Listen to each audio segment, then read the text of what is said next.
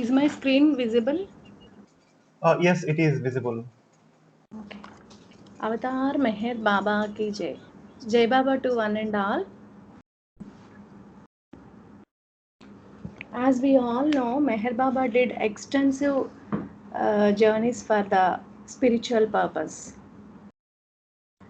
All those journeys were very strenuous. He traveled in crowded compartments of low class railway bogies and even crowded buses, tangas, and torches, bullock carts, and even on foot also Baba traveled for kilometers together. And during his journeys, he did not spare himself, even Mandali, or even the instruments of travel also he did not spare. One of among these journeys, the Blue Bus tours are having very much importance.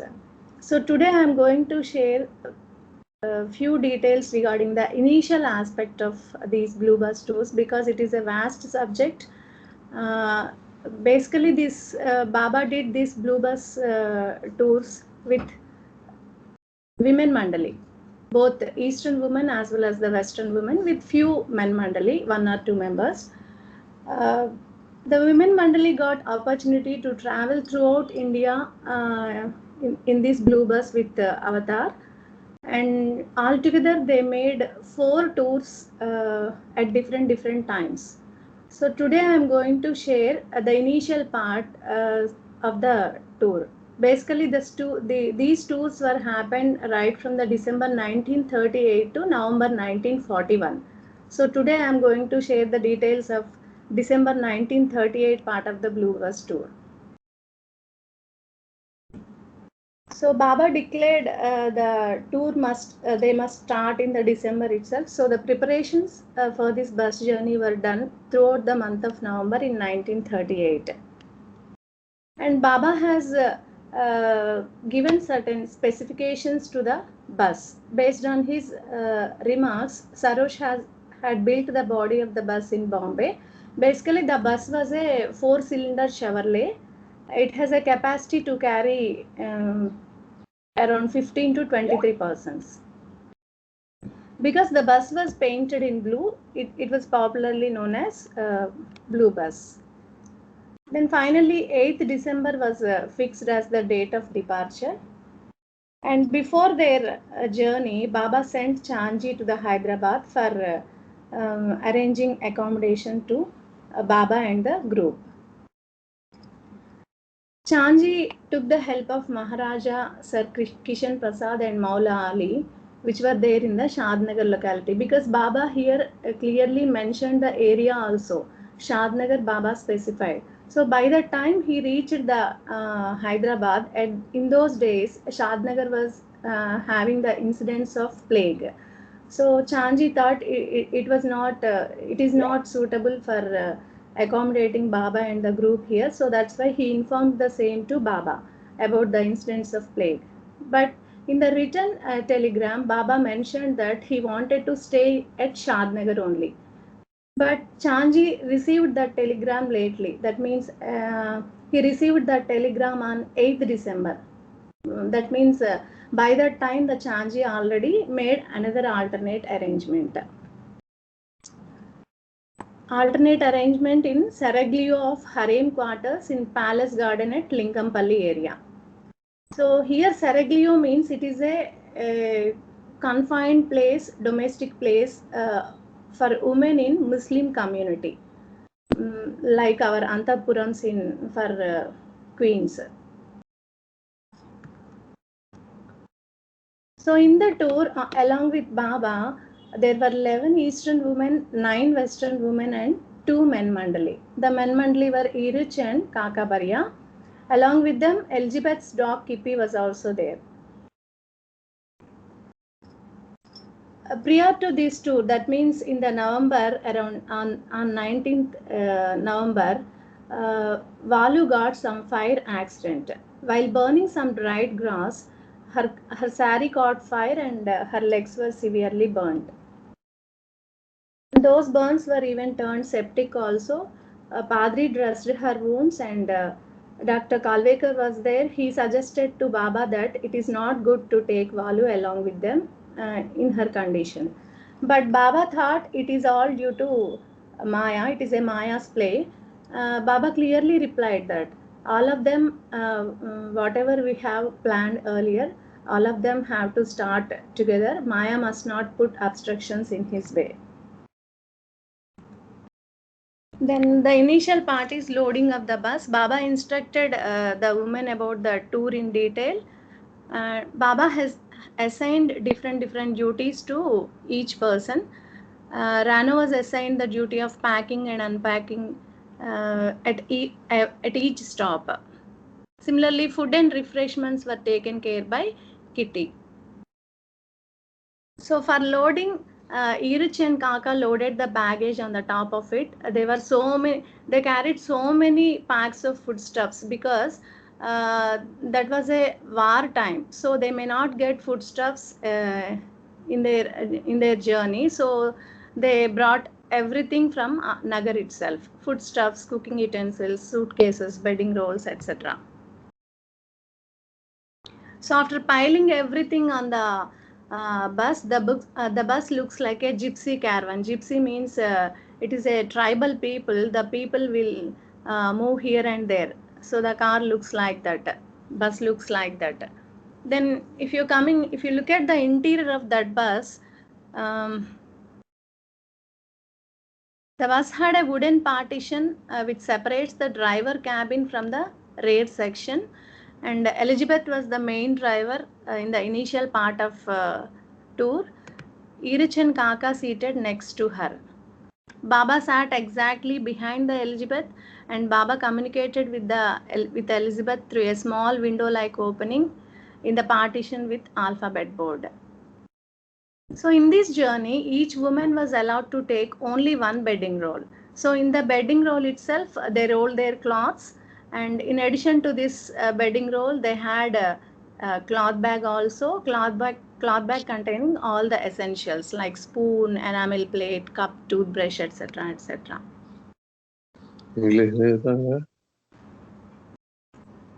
The bus had 5 rows of leather-covered seats, 2 by 2 across, with a capacity to carry 23 persons altogether.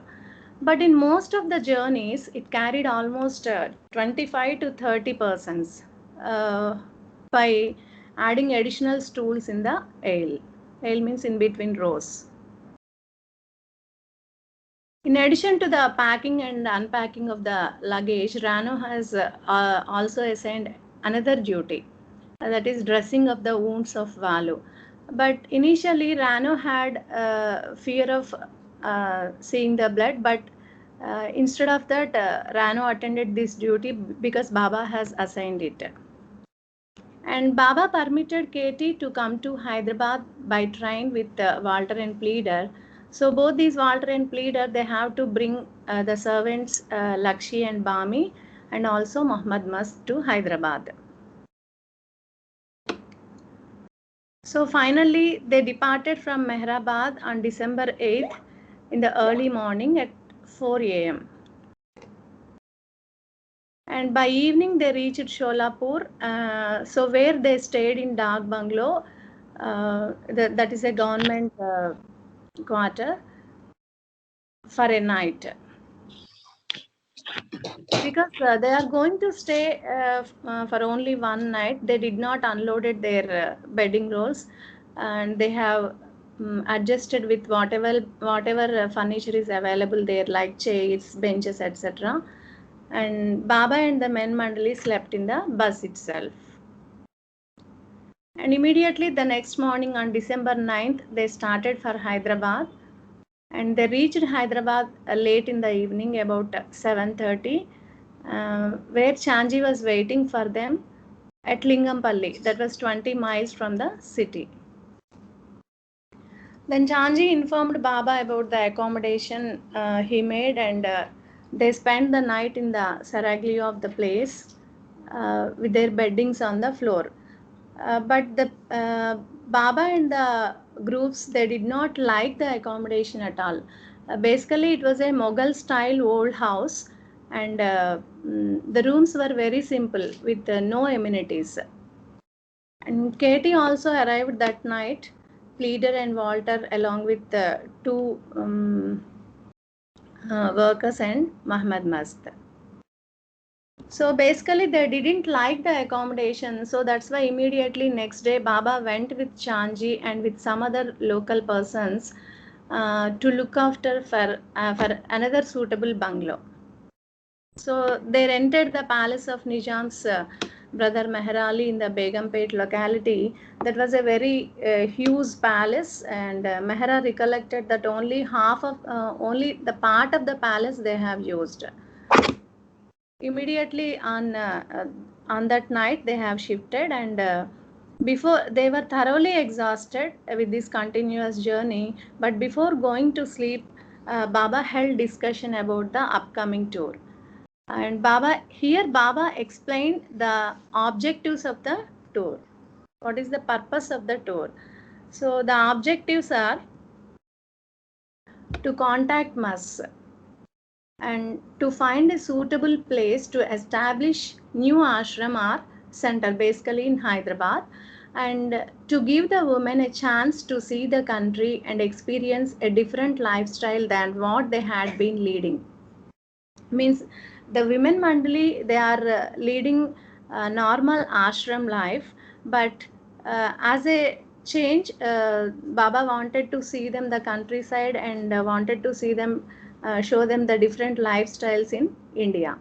And another objective is to visit shrines and tombs of saints and perfect masters. I think in each avataric period, the avatar has to charge the temples and the shrines, so that they will be charged for the next coming 700 or 1400 years. So this may be the reason Baba has included the visit to shrines and tombs.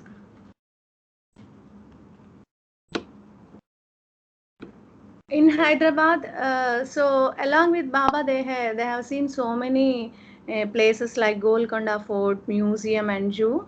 Mani recollected that they have visited Zoo for 2 or 3 times, but they never enjoyed outings. Why? Because Baba would tease them, Baba would irritate them, and he create tensions and quarrels among them, so that they did not found any pleasure in excursions or outings. And during their brief stay in Hyderabad, Pleader was sent to contact a sixth plane Mastani called Mastani Mai. Baba commented that she is the in charge of Hyderabad. That means she will look after the spiritual as well as material welfare of inhabitants of Hyderabad. But Baba did not contacted her. She was a 60-year-old woman, and Baba instructed Pleader to tell her that he was in her city. And Hedy and Walter were later sent with Pleader to take her photograph. So this Mastani Mai was nearly naked woman, and she resembled Baba Jan. So for the first time, Baba showed Muhammad Mast in the Hyderabad. Baba showed Muhammad Mast to women mandali. But Muhammad Mast was very shy around women. Whenever he faced the women mandali, he used to go back immediately. Then when they were in Hyderabad, Baba discussed the proposed ashram or center plan with various people of the city, and Baba has shown different places in Hyderabad. He preferred a spot 11 miles outside the city near a lake. That means to set up the ashram, Baba finally finalized the spot. Then Walter was asked to prepare master plan for it. He did the rough plan, and that plan was discussed, and Baba altered that plan. After seeing all these things, Maharaj Kishan Prasad, Maula Ali, and other influential persons, they felt confident that Baba will definitely move to Hyderabad. But after few more days of discussion, regarding the new center in Hyderabad. Almost the plan got finalized and put into effect. All of a sudden, on 15th December, Baba declared that he is going to Jabalpur on work. He should proceed to Jabalpur. That means he is leaving everything. Then he also explained that he will discuss these things when he returned. The reason, those people may not know the reason. Then after that, Baba reached Nagpur. So in between, they reached Nanded. So after a week in Hyderabad, they reached Nanded, and in Nanded, similarly in Sholapur, they stayed for only one night. They did not unloaded their package. On 18th morning, again they started to Nagpur at early in the morning at 6 o'clock. So in the evening, by 7, they reached Nagpur. In the Nagpur, Papa Jasawala was there. He was all alone and rented in a small cottage. So all these people, they were accommodated in the small cottage along with him. Because Papa was away from his family, he was somehow he was sad and depressed. To improve his mood, Baba brought some humorous sallies, and when they were in Nagpur, Gaimai birthday arrived, and Baba celebrated her birthday, and Papa was happy after seeing her and their children. Then next day they reached Jabalpur. So in the Jabalpur, they stayed for 1 month. So as it was December, the weather is very cold in Jabalpur.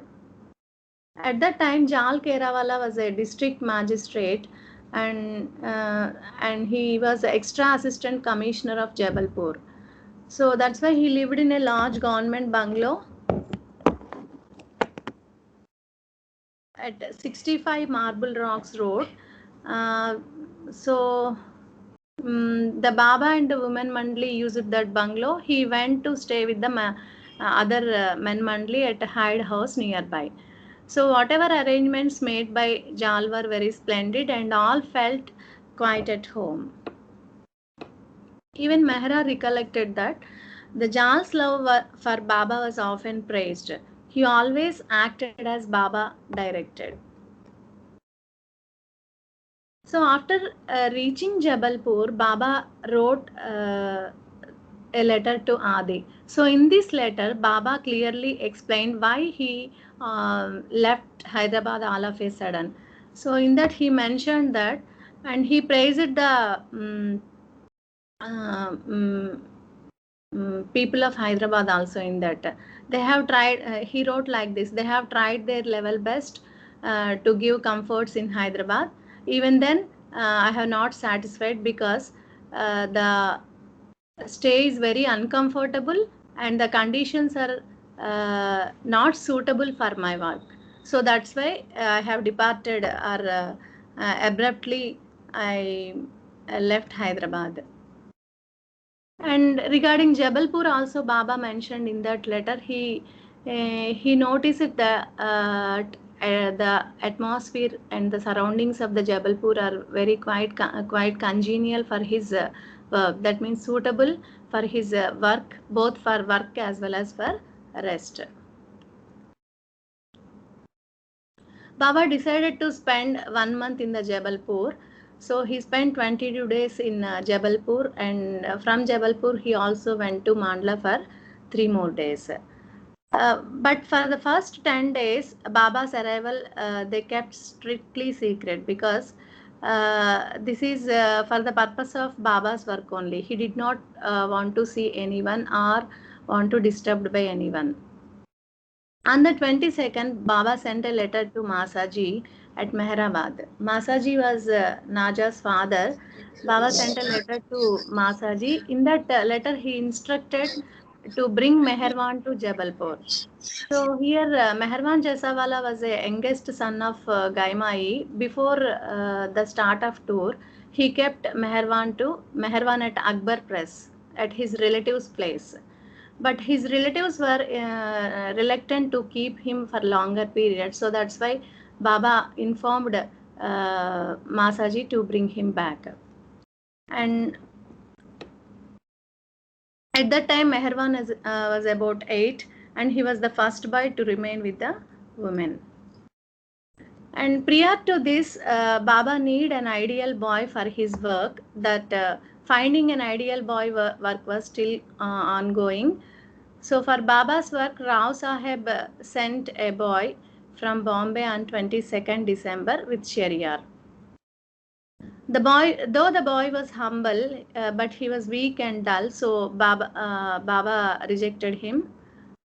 Then again, Chagan, Jalkerawala, and others, they continued the searching of another boy. And on December 24th, he took the women Mandli and the two men to see Dhanudhar Falls and to a Hindu temple with 64 idols of gods and goddesses inside. And on Christmas morning, they took a boat ride on Narmada River.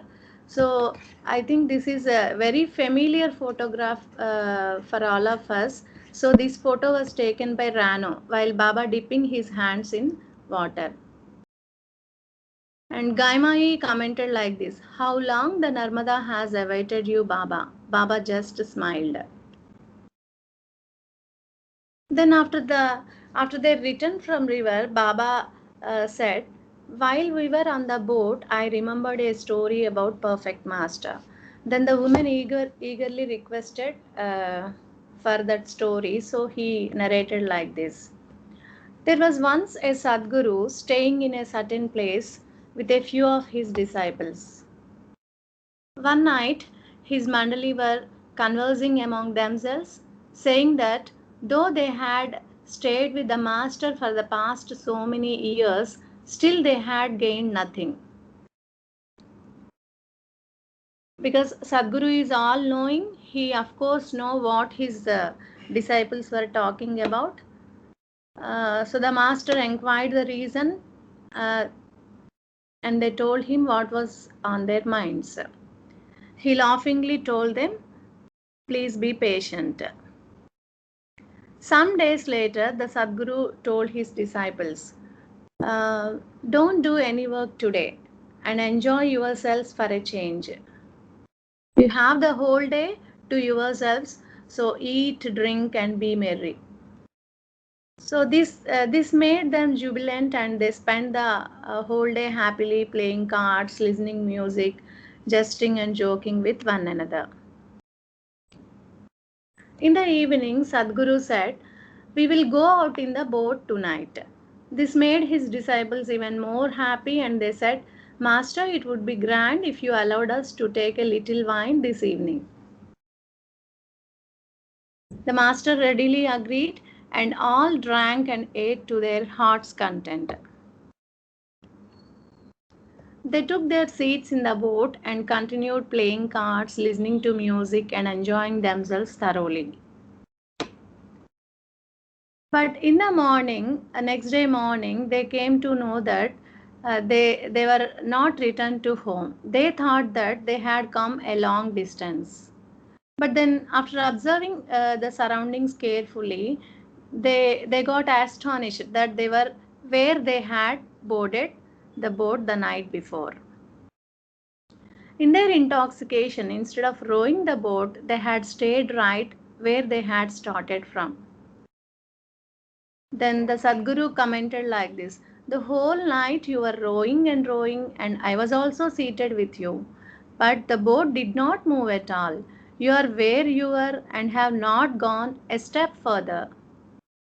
What is the reason for this?" One replied that, "We were drunk and thought we were rowing the boat. In fact, it was tied to the dock all the time." Then Master explained, "Because of your remaining absorbed in worldly enjoyment, you are exactly where you were. Although I was with you, what could I do when you were merged in material pleasures? In the same way, despite your being with me for years, instead of coming closer to me, you remain drowned in temporal pleasures. What do you expect to gain? How will you benefit by my contact? You will remain as you are. Therefore, don't be a slave to material happiness. Be my slaves and see what you gain without even asking.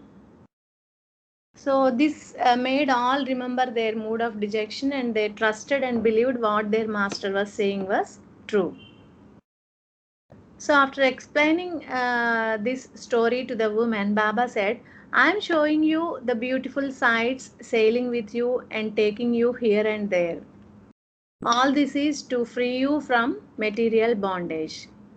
Doing all this, all the while I am attentive to whose mind is where, and when I interrupt you in your reveries with a view to freeing you, you take it ill and your mood is upset.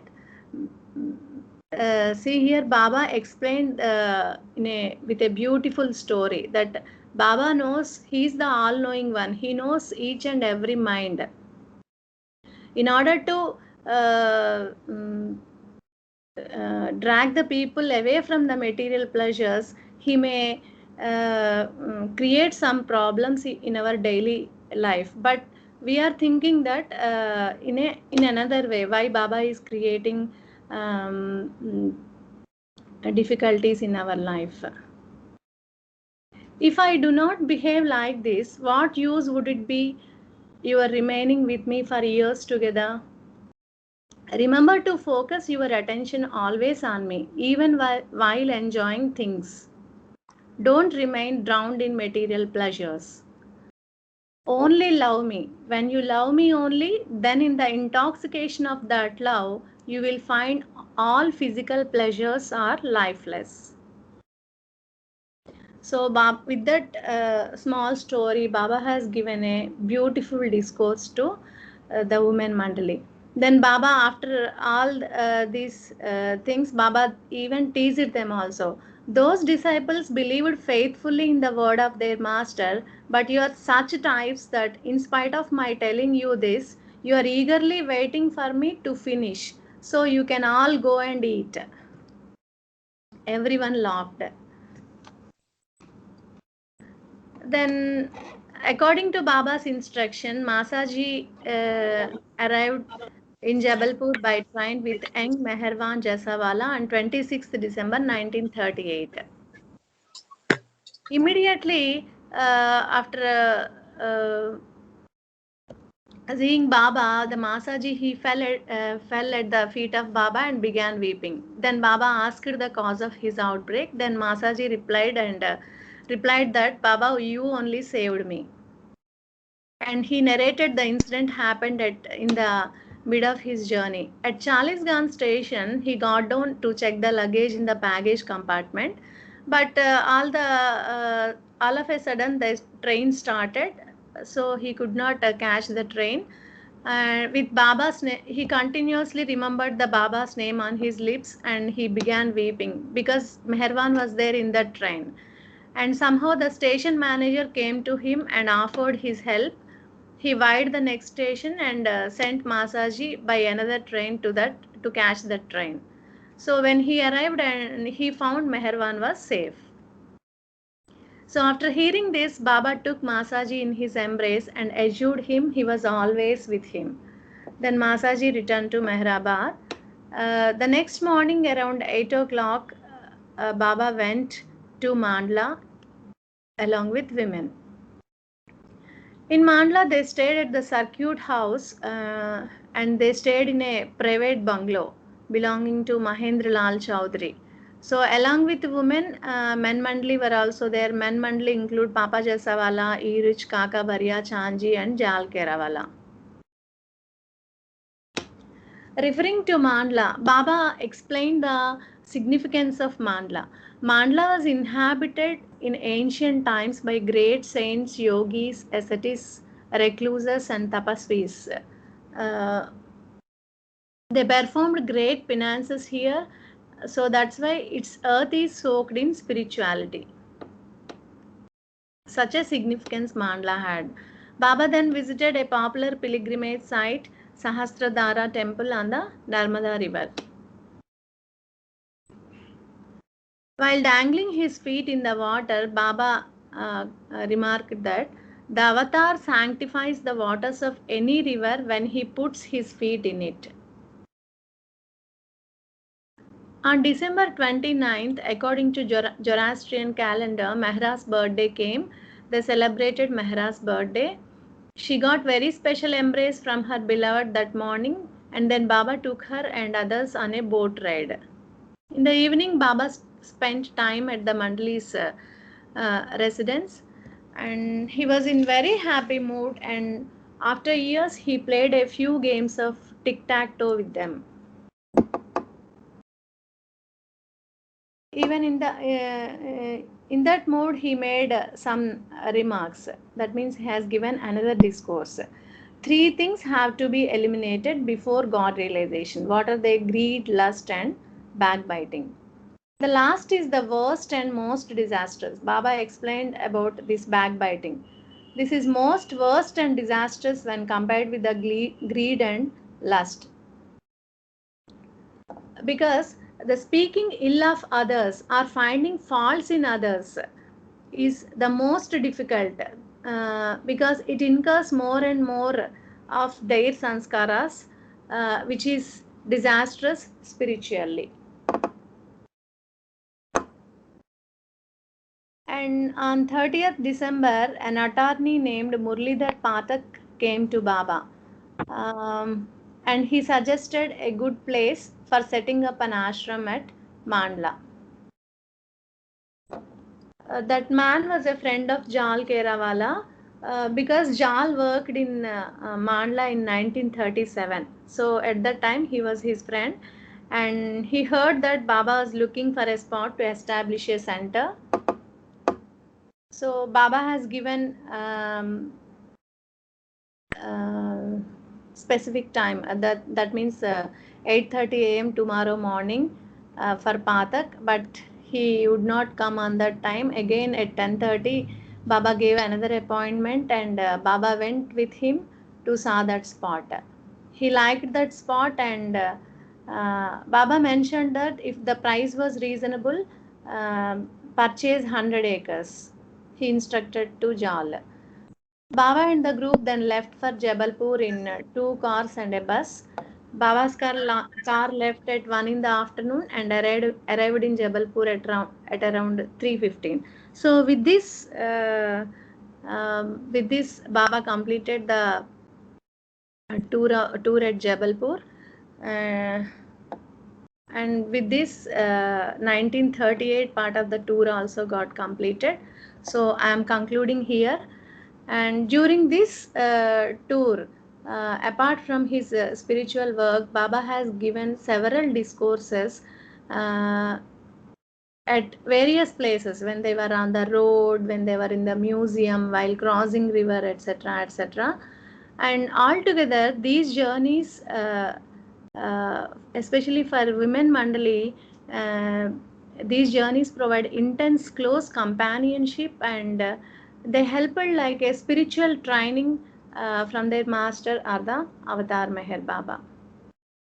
Avatar Meher Baba ki jai. So if time permits, in future I will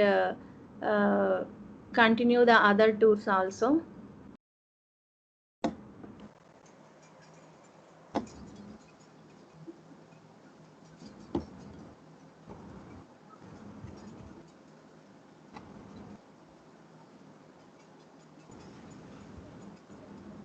అందరికీ జై బాబా. ఈరోజు మెహర్ బాబా blue bus tours గురించి కొంత మీతో share చేసుకుంటాను. మీ అందరికీ తెలుసు బాబా spiritual work కోసం చాలా ప్లేసెస్కి వెళ్ళారు. బాబా ఆయన స్పిరిచువల్ వర్క్ చేయడం కోసం. ఆయన చేసిన జర్నీస్ ఎలా ఉన్నాయంటే, మన జర్నీస్ లాగా కాకుండా చాలా కష్టాలు వచ్చారు బాబా జర్నీస్లో. చాలా క్రౌడెడ్ కంపార్ట్మెంట్స్లో కానీ, బస్సెస్లో, అలాగే ఎడ్ల బళ్ళ మీద, కాలినడక మీద కూడా బాబా చాలా ప్లేసెస్కి వెళ్ళారు. అటువంటి టూర్స్లో చెప్పుకోదగ్గ టూరు ఈ blue bus tour. Blue bus టూర్లో ముఖ్యంగా బాబా ఉమెన్ మండలిని, చాలా కొద్ది మంది మెన్ మండలిని మాత్రమే తనతో తీసుకెళ్లారు. ఈ ఉమెన్ మండలి మొత్తం ఈ బ్లూ బస్లో బాబాతో పాటు ఇండియా మొత్తం తిరిగారనమాట. వాళ్ళకి బాబాతో తిరిగే ఛాన్స్ వచ్చింది. అది 1938 డిసెంబర్ నుంచి 1941 నవంబర్ వరకు ఈ బ్లూ బస్ టూర్స్ అనేవి జరిగాయన్నమాట. అయితే ఈ బ్లూ బస్ టూర్స్ అది మొత్తంగా ఒకే జర్నీ కాదు.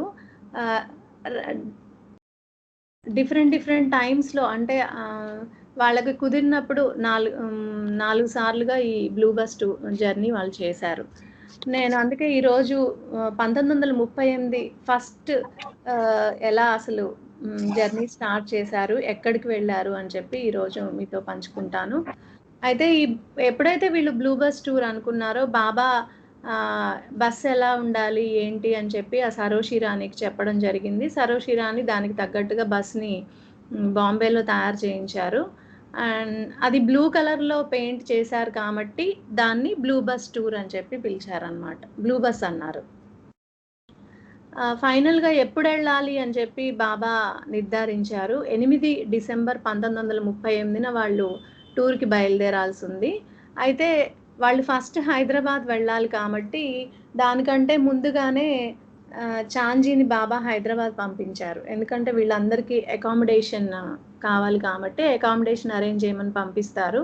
అయితే బాబా షాద్‌నగర్ ఏరియాలో అకామిడేషన్ కావాలి అని మెన్షన్ చేయడం జరిగింది. అయితే చాంజీ అక్కడికెళ్ళేటప్పటికల్లా అప్పుడున్న పరిస్థితులేంటంటే ప్లేగ్ మహమ్మారి ఉందంట అప్పుడు. సో, ప్లేగ్ ఉంది కాబట్టి చాంజీ ఏమనుకున్నాడంటే ప్లేగ్ ఉంది కాబట్టి ఈ ప్లేస్‌లో బాబాను ఉమెన్ మండలి వీళ్ళంతా ఉండటంకి ఇది సరైన ప్లేస్ కాదు. వేరే ప్లేస్ చూస్తాను అని చెప్పి బాబాకి టెలిగ్రామ్ రాసాడాయన. కానీ బాబా ఏం చెప్పారంటే రిటర్న్ టెలిగ్రామ్‌లో లేదు నువ్వు షాద్‌నగర్ ఏరియాలోనే చూడాలి అని చెప్పి చెప్తారనమాట. కానీ చాంజీ ఆ టెలిగ్రామ్ రిసీవ్ చేసుకునేటప్పటికి లేట్ అయిపోయింది. అంటే 8 డిసెంబర్‌న ఆయనకి ఆ టెలిగ్రామ్ వచ్చిందంట. దానికంటే ముందుగానే వేరే చోట వీళ్ళ కోసం అకామిడేషన్ చూసి పెడతాడనమాట. వేరే చోట అంటే లింగంపల్లి ఏరియాలో చూస్తాడు అకామిడేషన్. అయితే బాబాతో పాటు మొత్తం 11 మంది భారతీయ స్త్రీలు అండ్ 9 పాశ్చాత్య స్త్రీలు వెళ్లారు. వాళ్ళతో పాటు 2 పురుష మండలి ఉన్నారు. పురుష మండలిలో ఈరిచ్, కాకాబరియా ఉన్నారట. వీళ్ళతో పాటు ఎలిజబెత్ డాగ్ కిప్పి అనే దాన్ని కూడా తీసుకెళ్లారు. అయితే వీళ్ళు 8 డిసెంబర్‌న బయలుదేరే ముందు అంతకు ముందు నెలలో 19 నవంబర్‌లో ఏం జరిగిందంటే వాలు అనే ఆవిడకి అక్కడున్న ఎండుగడ్డి తగలబెడుతుంటే చీరది నిప్పంటుకొని తన కాళ్ళవి బాగా కాలిపోయాయి. ఆ పుళ్ళవి బాగా సెప్టిక్ అయిపోయినాయి అన్నమాట. అయితే అప్పుడు అక్కడున్న డాక్టర్ బాబాకి చెప్తారు. వాలుని అసలు ఈ సిట్యుయేషన్‌లో తీసుకెళ్ళకూడదు బాబా. తన కండిషన్ బాలేదు అని చెప్పి చెప్తారనమాట. అయినా బాబా వినలా. బాబా ఏమనుకున్నారంటే ఇదంతా మాయ చేస్తున్న నాటకం. మాయకి తావే లేదు. ఎవరైతే అనుకున్నామో మొదట్లో మనం వాళ్ళందరూ వెళ్ళాల్సిందే అని చెప్పి వాలుని కూడా తీసుకెళ్లారంట. ఇక దాన్ని మొత్తం లోడ్ చేశారు. ఏంటి వాళ్ళకి కావాల్సిన ఆహార సామాగ్రి, వాళ్ళ వంట పాత్రలు అన్నీ, వాళ్ళ బెడ్డింగ్ రోల్స్ అన్నీ దాన్ని లోడ్ చేసేసరికి ఆ బస్సు ఒక రకమైన ఆకారాన్ని సంతరించుకుందని చెప్పారనమాట. ఇంకా ఒక్కొక్కళ్ళకి ఒక బెడ్డింగ్ రోల్ బాబా అలౌ చేశారు. అంటే ఆ బెడ్డింగ్ రోల్‌లో వాళ్ళకి సంబంధించిన దుస్తులు అన్నీ అందులోనే పెట్టుకోవాలన్నమాట. అలాగే వాళ్ళకొక క్లాత్ బ్యాగ్, ఒక బెడ్డింగ్ రోలు, ఒక క్లాత్ బ్యాగ్ వాళ్ళకి అలౌ చేశారు. క్లాత్ బ్యాగ్‌లోనేమో వాళ్ళకి సంబంధించిన వస్తువులు, ప్లేటు, గ్లాస్ అట్లాంటివన్నీ పెట్టుకున్నారు. ఇక లోపల చూసినట్లయితే దానికి ఒక డ్రైవర్ సీట్‌కి వెనక కూర్చునే వాళ్ళకి ఒక చెక్కతో పార్టిషన్ ఉందంట. దానికి మధ్యలో ఒక చిన్న హోల్ ఉంటుంది. ఇక్కడ ఫస్ట్ డ్రైవ్ చేసింది ఎవరు అంటే ఎలిజబెత్ ప్యాటర్సన్ డ్రైవ్ చేశారు. ఆమెకి పక్కగా ఈరిచ్‌ను, కాకా కూర్చున్నారు. బాబా ఎగ్జాక్ట్‌గా ఎలిజబెత్ ప్యాటర్సన్ వెనక కూర్చున్నారు. అయితే బాబా ఎలిజబెత్‌తో ఏమన్నా చెప్పాలన్నప్పుడు ఆ మధ్యలో హోల్ ద్వారా అక్షర ఫలకం మీద చెప్తూ ఉండేవారట. ఈ బస్‌కి 5 రోల్లో సీట్లున్నాయి. అయితే అయి మొత్తం 23 డ్రైవర్‌తో కలిపి 23 మందిని బస్సు మోయగలదు. కానీ చాలా జర్నీస్‌లో 23 కంటే ఎక్కువ మందే ఎక్కారట. 25-30 మంది వరకు ఎక్కారు. ఎలా సాధ్యమైందంటే మధ్య మధ్యలో చిన్న చిన్న స్టూల్స్ ఏసి ఆ స్టూల్స్ మీద కూర్చునేవాళ్ళంట. ఇంకా బాబా ఒక్కొక్కళ్ళకి ఒక్కొక్క డ్యూటీ ఇచ్చారనమాట. రానో ఏమో బస్ ఎక్కడ ఆగితే అక్కడ మెటీరియల్స్ దించటం, పెట్టటం చేయాలి. ఆ డ్యూటీనే కాకుండా ఈ వాలుకి అంతా పుళ్ళు సెప్టిక్ అయినాయి కాబట్టి అవి డ్రెస్సింగ్ చేసే బాధ్యత కూడా ఆమెకే ఇచ్చారు. యాక్చువల్‌గా రానోకి రక్తం చూస్తేనే భయమంట. కానీ బాబా చెప్పారు గాబట్టి చేసిందనమాట. ఇంకా బాబా ఫస్ట్ కేటీని హైదరాబాద్ బస్‌లో కాకుండా ట్రైన్‌లో లీడర్‌తో రమ్మని చెప్పారనమాట. ఎందుకంటే వాళ్ళు మహమ్మద్ మస్త్‌ని వేరే సర్వెంట్స్‌ని కూడా తీసుకొనొస్తున్నారక్కడికి. ఇంకా డిసెంబర్ 8 స్టార్ట్ అయ్యారు వాళ్ళు. తెల్లవారుజామున 4 గంటలకి మెహరాబాద్ నుంచి స్టార్ట్ అయ్యి, ఆ రోజు సాయంత్రానికి షోలాపూర్ వచ్చారు. షోలాపూర్‌లో వాళ్ళు ఆ ఒక్క నైటే ఉన్నారనమాట. అందుకని మళ్ళీ అన్నీ దించి పెట్టడం కష్టం అని చెప్పి వాళ్ళు ఏదైతే ఉన్నాయో బెంచులు, కుర్చీలు వాటి మీదే సర్దుకుని పడుకున్నారంట. బాబా ఈరిచ్ వీళ్ళంతా బస్‌లో పడుకున్నారు. ఇంకా వాళ్ళు తెల్లారి పొద్దున్నే హైదరాబాద్‌కి స్టార్ట్ అయ్యారు. స్టార్ట్ అయ్యి ఆ రోజు ఈవినింగ్ 7:30కి వస్తారు.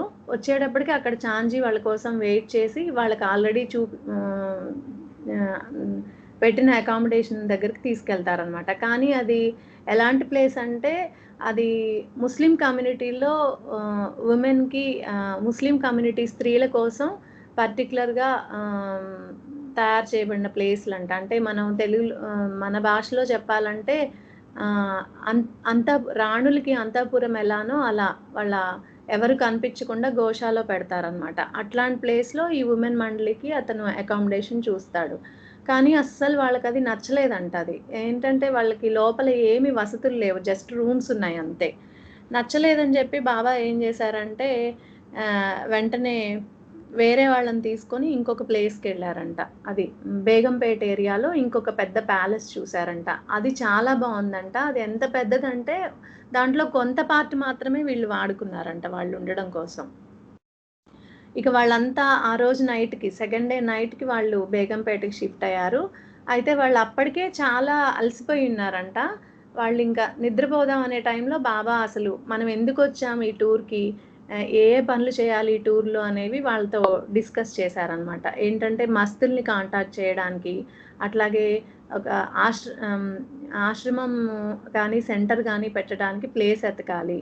ఇంకొకటేంటంటే మీరంతా ఆశ్రమ వాతావరణంలో జీవిస్తున్నారు కాబట్టి మీకు మొత్తం అసలు ఇండియాలో డిఫరెంట్ డిఫరెంట్ ప్లేసెస్ ఎలా ఉంటాయి, వాళ్ళ హ్మ్, భాష, వ్యవహారం ఎలా ఉంటుంది ఇవన్నీ చూపించటానికి అని చెప్పారు.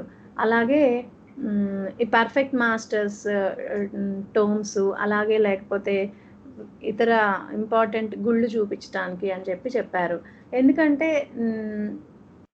అవతారుడు ప్రతి అవతార కాలంలో వచ్చినప్పుడు అప్పుడున్న దేవాలయాల్ని సందర్శిస్తారని బాబా చెప్పారు ఒక చోట. ఎందుకంటే అవతారుడు ఆ ప్లేసెస్‌ని చార్జ్ చేస్తారంట. ఎంతవరకు అంటే మళ్ళీ నెక్స్ట్ వచ్చే 700-1400 వేళ్ల వరకు అవి చార్జ్ చేయబడి ఉంటాయి. దీనికోసం బాబా ఆ ప్లేసెస్‌ని కూడా ఈ టూర్‌లో ఇంక్లూడ్ చేశారు. అలాగే వాళ్ళు ఈ పనులే కాకుండా బాబా వాళ్ళని బయటికి తీసుకెళ్లారు కదా! అది మ్యూజియంకి వెళ్లారంట. గోల్కొండ ఫోర్ట్, జూకి వెళ్లారు. అయితే మణి ఏమని గుర్తు చేసుకున్నారంటే మేము 2-3 టైమ్స్ జూకెళ్ళుంటాము. కానీ ఎప్పుడు ఎక్కడికి బయటికెళ్ళినా మేమస్సలు ఎంజాయ్ చేయలేదు అని చెప్పారు. అసలు హ్యాపీగా ఉన్నదే లేదంట వాళ్ళు. వాళ్ళలో వాళ్ళు కొట్టుకునేవారు. ఎందుకంటే బాబా వాళ్ళని అలా చేసేవారు. వాళ్ళకి ఏదో ఒక టెన్షన్ క్రియేట్ చేసి, వాళ్ళలో వాళ్ళకి తగాదాలు పెట్టి, వాళ్ళని అలా ఎక్స్‌కర్షన్ మూడ్ నుంచి బయటికి తీసుకొచ్చేవారు. ఎందుకు చేస్తున్నారు అంటే, బాబా ఇది వాళ్ళ మంచి కోసమే చేస్తున్నారు. ఎందుకంటే బాబా గనక అలా చేయకపోతే, వాళ్ళు ఆ మాయాలోకంలో మునిగిపోతారని చెప్పి, బాబా ఈ విధంగా వాళ్ళని చేస్తూ ఉండేవారు. ఇంకా హైదరాబాద్‌లో మస్తానీ మాయి అనే ఒక సిక్స్త్ ప్లేన్ మస్తానీ ఉన్నారట. బాబా చెప్పారంట. ఆహ్, ఆహ్, ఆహ్, ఆ మస్తానీ మాయి హైదరాబాద్ మొత్తాన్ని కంట్రోల్ చేస్తుంది. స్పిరిచ్యువల్‌గా అలాగే అక్కడున్న ప్రజలకి ఏమేం కావాలో కూడా ఆమె చూస్తుంది అని చెప్పి బాబా చెప్పారు. ఆమె బేసికల్‌గా 60 ఏళ్ల వృద్ధ వనిత. ఆల్‌మోస్ట్ బట్టలేమి ఏసుకోదంట. కానీ బాబా జాన్ లాగా ఉంటుందంట. అయితే బాబా డైరెక్ట్‌గా ఆవిడని చూడలేదు. అయితే ప్లీడర్‌తో చెప్పి పంపిస్తారనమాట. చెప్పండి మీరు మస్తానీ మాయకి నేనిక్కడ నేను మీ సిటీలో ఉన్నాను అని చెప్పండి అని చెప్పి బాబా సందేశం పంపిస్తారు ఆవిడకి. అలాగే ఇక మహమ్మద్ మస్త్‌ని ఫస్ట్ టైమ్ బాబా ఉమెన్ మండలికి చూపించింది కూడా హైదరాబాద్‌లోనే అంట. అయితే మహమ్మద్ మస్త్ చాలా సిగ్గుగా ఉండేవాడంట. ఎప్పుడైతే వీళ్ళు ఈ ఉమెన్ మండలి ఎదురు పడతారో ఆయన ఎమ్మటే తప్పుకొని వెళ్ళిపోయేవాడంట. ఇక బాబా అక్కడ హైదరాబాద్‌లో ఉన్న ఇంపార్టెంట్ పర్సన్స్ తోటి ఆశ్రమం గురించి అంతా డిస్కషన్ అంతా చేస్తారనమాట. చేసి ఫైనల్‌గా ఒక స్పాట్‌ని సెలెక్ట్ చేస్తారు బాబా. అది 11 మైళ్ళు దూరం ఉందంట సిటీకి. ఒక పక్కనే ఒక లేక్ కూడా ఉంది. అయితే దానికొక రఫ్ ప్లాన్ గీయమని వాల్టర్‌కి చెప్తారు. ఆయన రఫ్ ప్లాన్ గీస్తాడు. గీసిన తర్వాత బాబా దాన్ని కొంచెం సరి చేస్తారు ఆ ప్లాన్‌ని.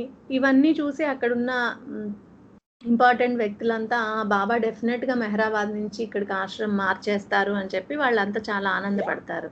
కానీ ఇంకా దాని మీద కొన్ని డిస్కషన్స్ కూడా అయిపోయిన తర్వాత బాబా సడన్‌గా చెప్తారంట ఒకరోజు. 15 డిసెంబర్‌న చెప్తారంట. నేను వెళ్ళిపోవాలి. జబల్పూర్‌కి పోవాలి. వచ్చిన తర్వాత నేను మళ్ళీ డిస్కస్ చేస్తాను దీని గురించి అని చెప్తారు. వాళ్ళంతా షాక్‌లో ఉంటారనమాట. ఎందుకు బాబా సడన్‌గా తన ప్లాన్ మార్చుకున్నారో వాళ్ళకి అర్థం కాదు. అలాగే ఇక బాబా నాగ్‌పూర్‌కెళ్ళాలనమాట హైదరాబాద్ నుంచి. వెళ్తూ మధ్యలో నాందేడ్ ఉంది. నాందేడ్‌లో ఒక పూట ఒక నైట్ స్టే చేస్తారు. చేసిన తర్వాత తెల్లారి పొద్దున్నే నాగ్‌పూర్‌కి బయలుదేరెళ్తారు. నాగ్‌పూర్‌లో ఎక్కడున్నారంటే పాపా జేసావాలా ఉన్నాడు ఆల్రెడీ అక్కడ. పాపా జేసావాలా ఒక చిన్న ఇంట్లో ఉండేవారంట. ఎందుకంటే ఆయన ఫ్యామిలీ మొత్తం బాబాతోనే ఉంది. సో, ఆయనకి చిన్న ఇల్లు సరిపోతుందని చిన్న ఇంట్లో ఉంటారు. ఆ ఇంట్లోనే వీళ్ళంతా సర్దుకుంటారనమాట. వీళ్ళెళ్ళేటప్పటికి పాపా చేసేవాళ్ళ మూడ్ ఎలా ఉందంటే, వాళ్ళ ఫ్యామిలీ అంతా దూరంగా ఉంది. అందుకని ఆయన చాలా డిప్రెస్డ్‌గా ఉన్నాడంట. ఆయన్ని బయటికి తీసుకురావటం కోసం బాబా చాలా జోక్స్ అవి కూడా వేశారంట. అప్పుడే గైమాయి బర్త్‌డే అంటే పాప వైఫ్ బర్త్‌డే గైమాయి బర్త్‌డే గూడా వచ్చిందంట పుట్టినరోజు. బాబా దాన్ని చాలా గ్రాండ్‌గా సెలబ్రేట్ చేశారంట. ఇంకా జబల్పూర్‌కి వెళ్లారనమాట నెక్స్ట్ డే. అక్కడి నుంచి నాగ్‌పూర్ నుంచి. జబల్పూర్‌కెళ్ళేటప్పటికే ఎట్లా ఉందంటే అట్మాస్ఫియర్ చాలా చల్లగా ఉందంట. అది డిసెంబర్ నెల కాబట్టి చాలా చల్లగా ఉంది. అప్పుడు బాబా ప్రియ శిష్యుడు జాల్ కేరావాలా అక్కడ కలెక్టర్‌గా చేస్తున్నారు. ఆయన పెద్ద బంగ్లాలో కలెక్టర్ అంటే మీ అందరికి తెలుసు కదా! చాలా పెద్ద బంగ్లా ఉంటుంది. ఆ బంగ్లా మొత్తం బాబాకి, ఉమెన్ మండలికి ఇచ్చేసి ఆయన మెన్ మండలి తోటి పక్కనే ఒక చిన్న ఇంట్లోకి మారిపోతారనమాట. ఇక వీళ్ళంతా చాలా హ్మ్, ఇంట్లో ఎలా ఉంటే ఎలా ఫీల్ అవుతామో అలా ఫీల్ అయ్యారంట. ఆ ఇల్లు అంతా చాలా బావుంది. మెహరా గుర్తు చేసుకున్నారు. బాబా ఏదైతే చెప్పాలనుకుంటాడో జాల్ అది ముందే చేసి చూపిచ్చేస్తాడు అని చెప్పి మెహ్రా చెప్పారు.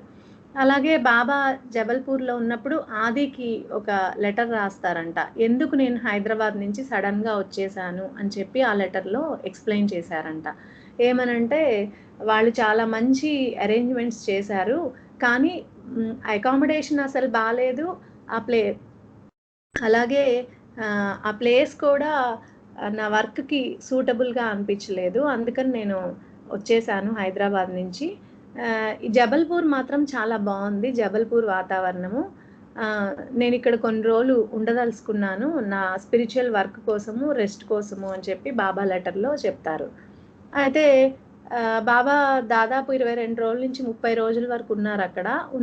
వెళ్ళిన ఫస్ట్ 10 రోజులు అసలు బాబా వచ్చింది ఎవ్వరికీ తెలియనివ్వలేదంట. ఎందుకంటే అందరూ వచ్చి ఆయన్ని డిస్టర్బ్ చేస్తే ఆయన వర్క్ ఎఫెక్ట్ అవుతది కాబట్టి ఎవరికీ చెప్పలేదంట.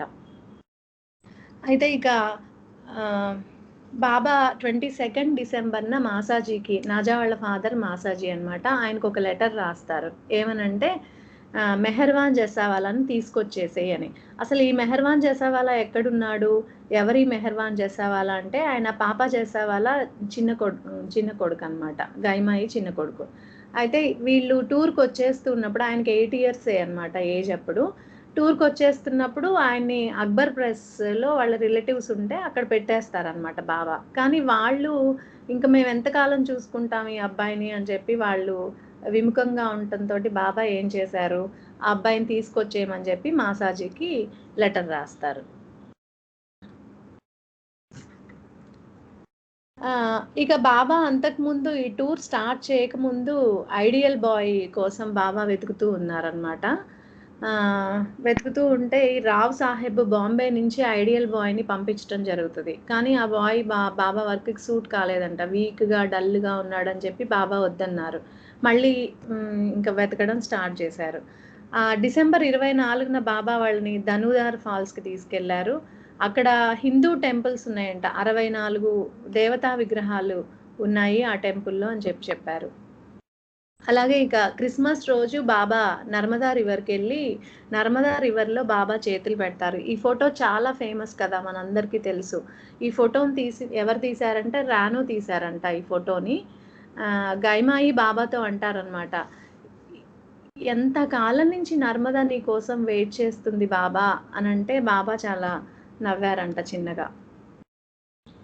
ఇక బాబా ఆ రివర్ నుంచి వచ్చేసిన తర్వాత వాళ్ళకొక చిన్న స్టోరీ చెప్తారనమాట. ఏమనంటే, ఒక సద్గురువు ఉండేవాడు. అతని దగ్గర కొంతమంది శిష్యులు ఉండేవాళ్ళు.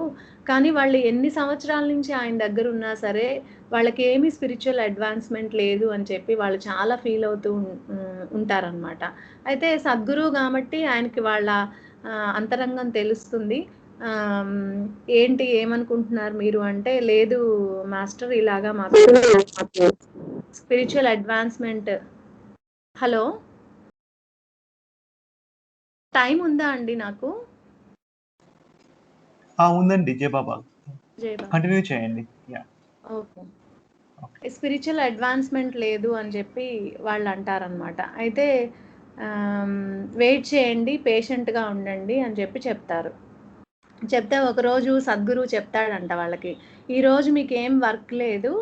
మీకు ఏది కావాలో అది తినండి. బాగా ఎంజాయ్ చేయండి అని చెప్తారనమాట. ఇక వాళ్ళు ఆ రోజంతా బాగా జోక్స్ ఏసుకోవడము, కార్డ్స్ అవి ఆడుకొని, బాగా ఇష్టమైనది తినడము, సంగీతం వినడం అలా చేసి ఇంకా సాయంత్రం అయ్యేసరికి సద్గురువు ఏం చెప్తారంటే, మనము నదిలో పడవ ప్రయాణానికి వెళ్దామని చెప్తారు. వీళ్ళొక అడుగు ముందుకేసి ఏమంటారు, మేము కొంచెం తాగొచ్చా అని చెప్పి కూడా వాళ్ళు పర్మిషన్ అడుగుతారనమాట. సరే తాగండి అని చెప్పి పర్మిషన్ ఇస్తాడు. సో, అయితే వాళ్ళు ఫుల్‌గా తాగేసి ఇంకా వాళ్ళు చాలా దూరం వచ్చేసామని అనుకుంటారనమాట.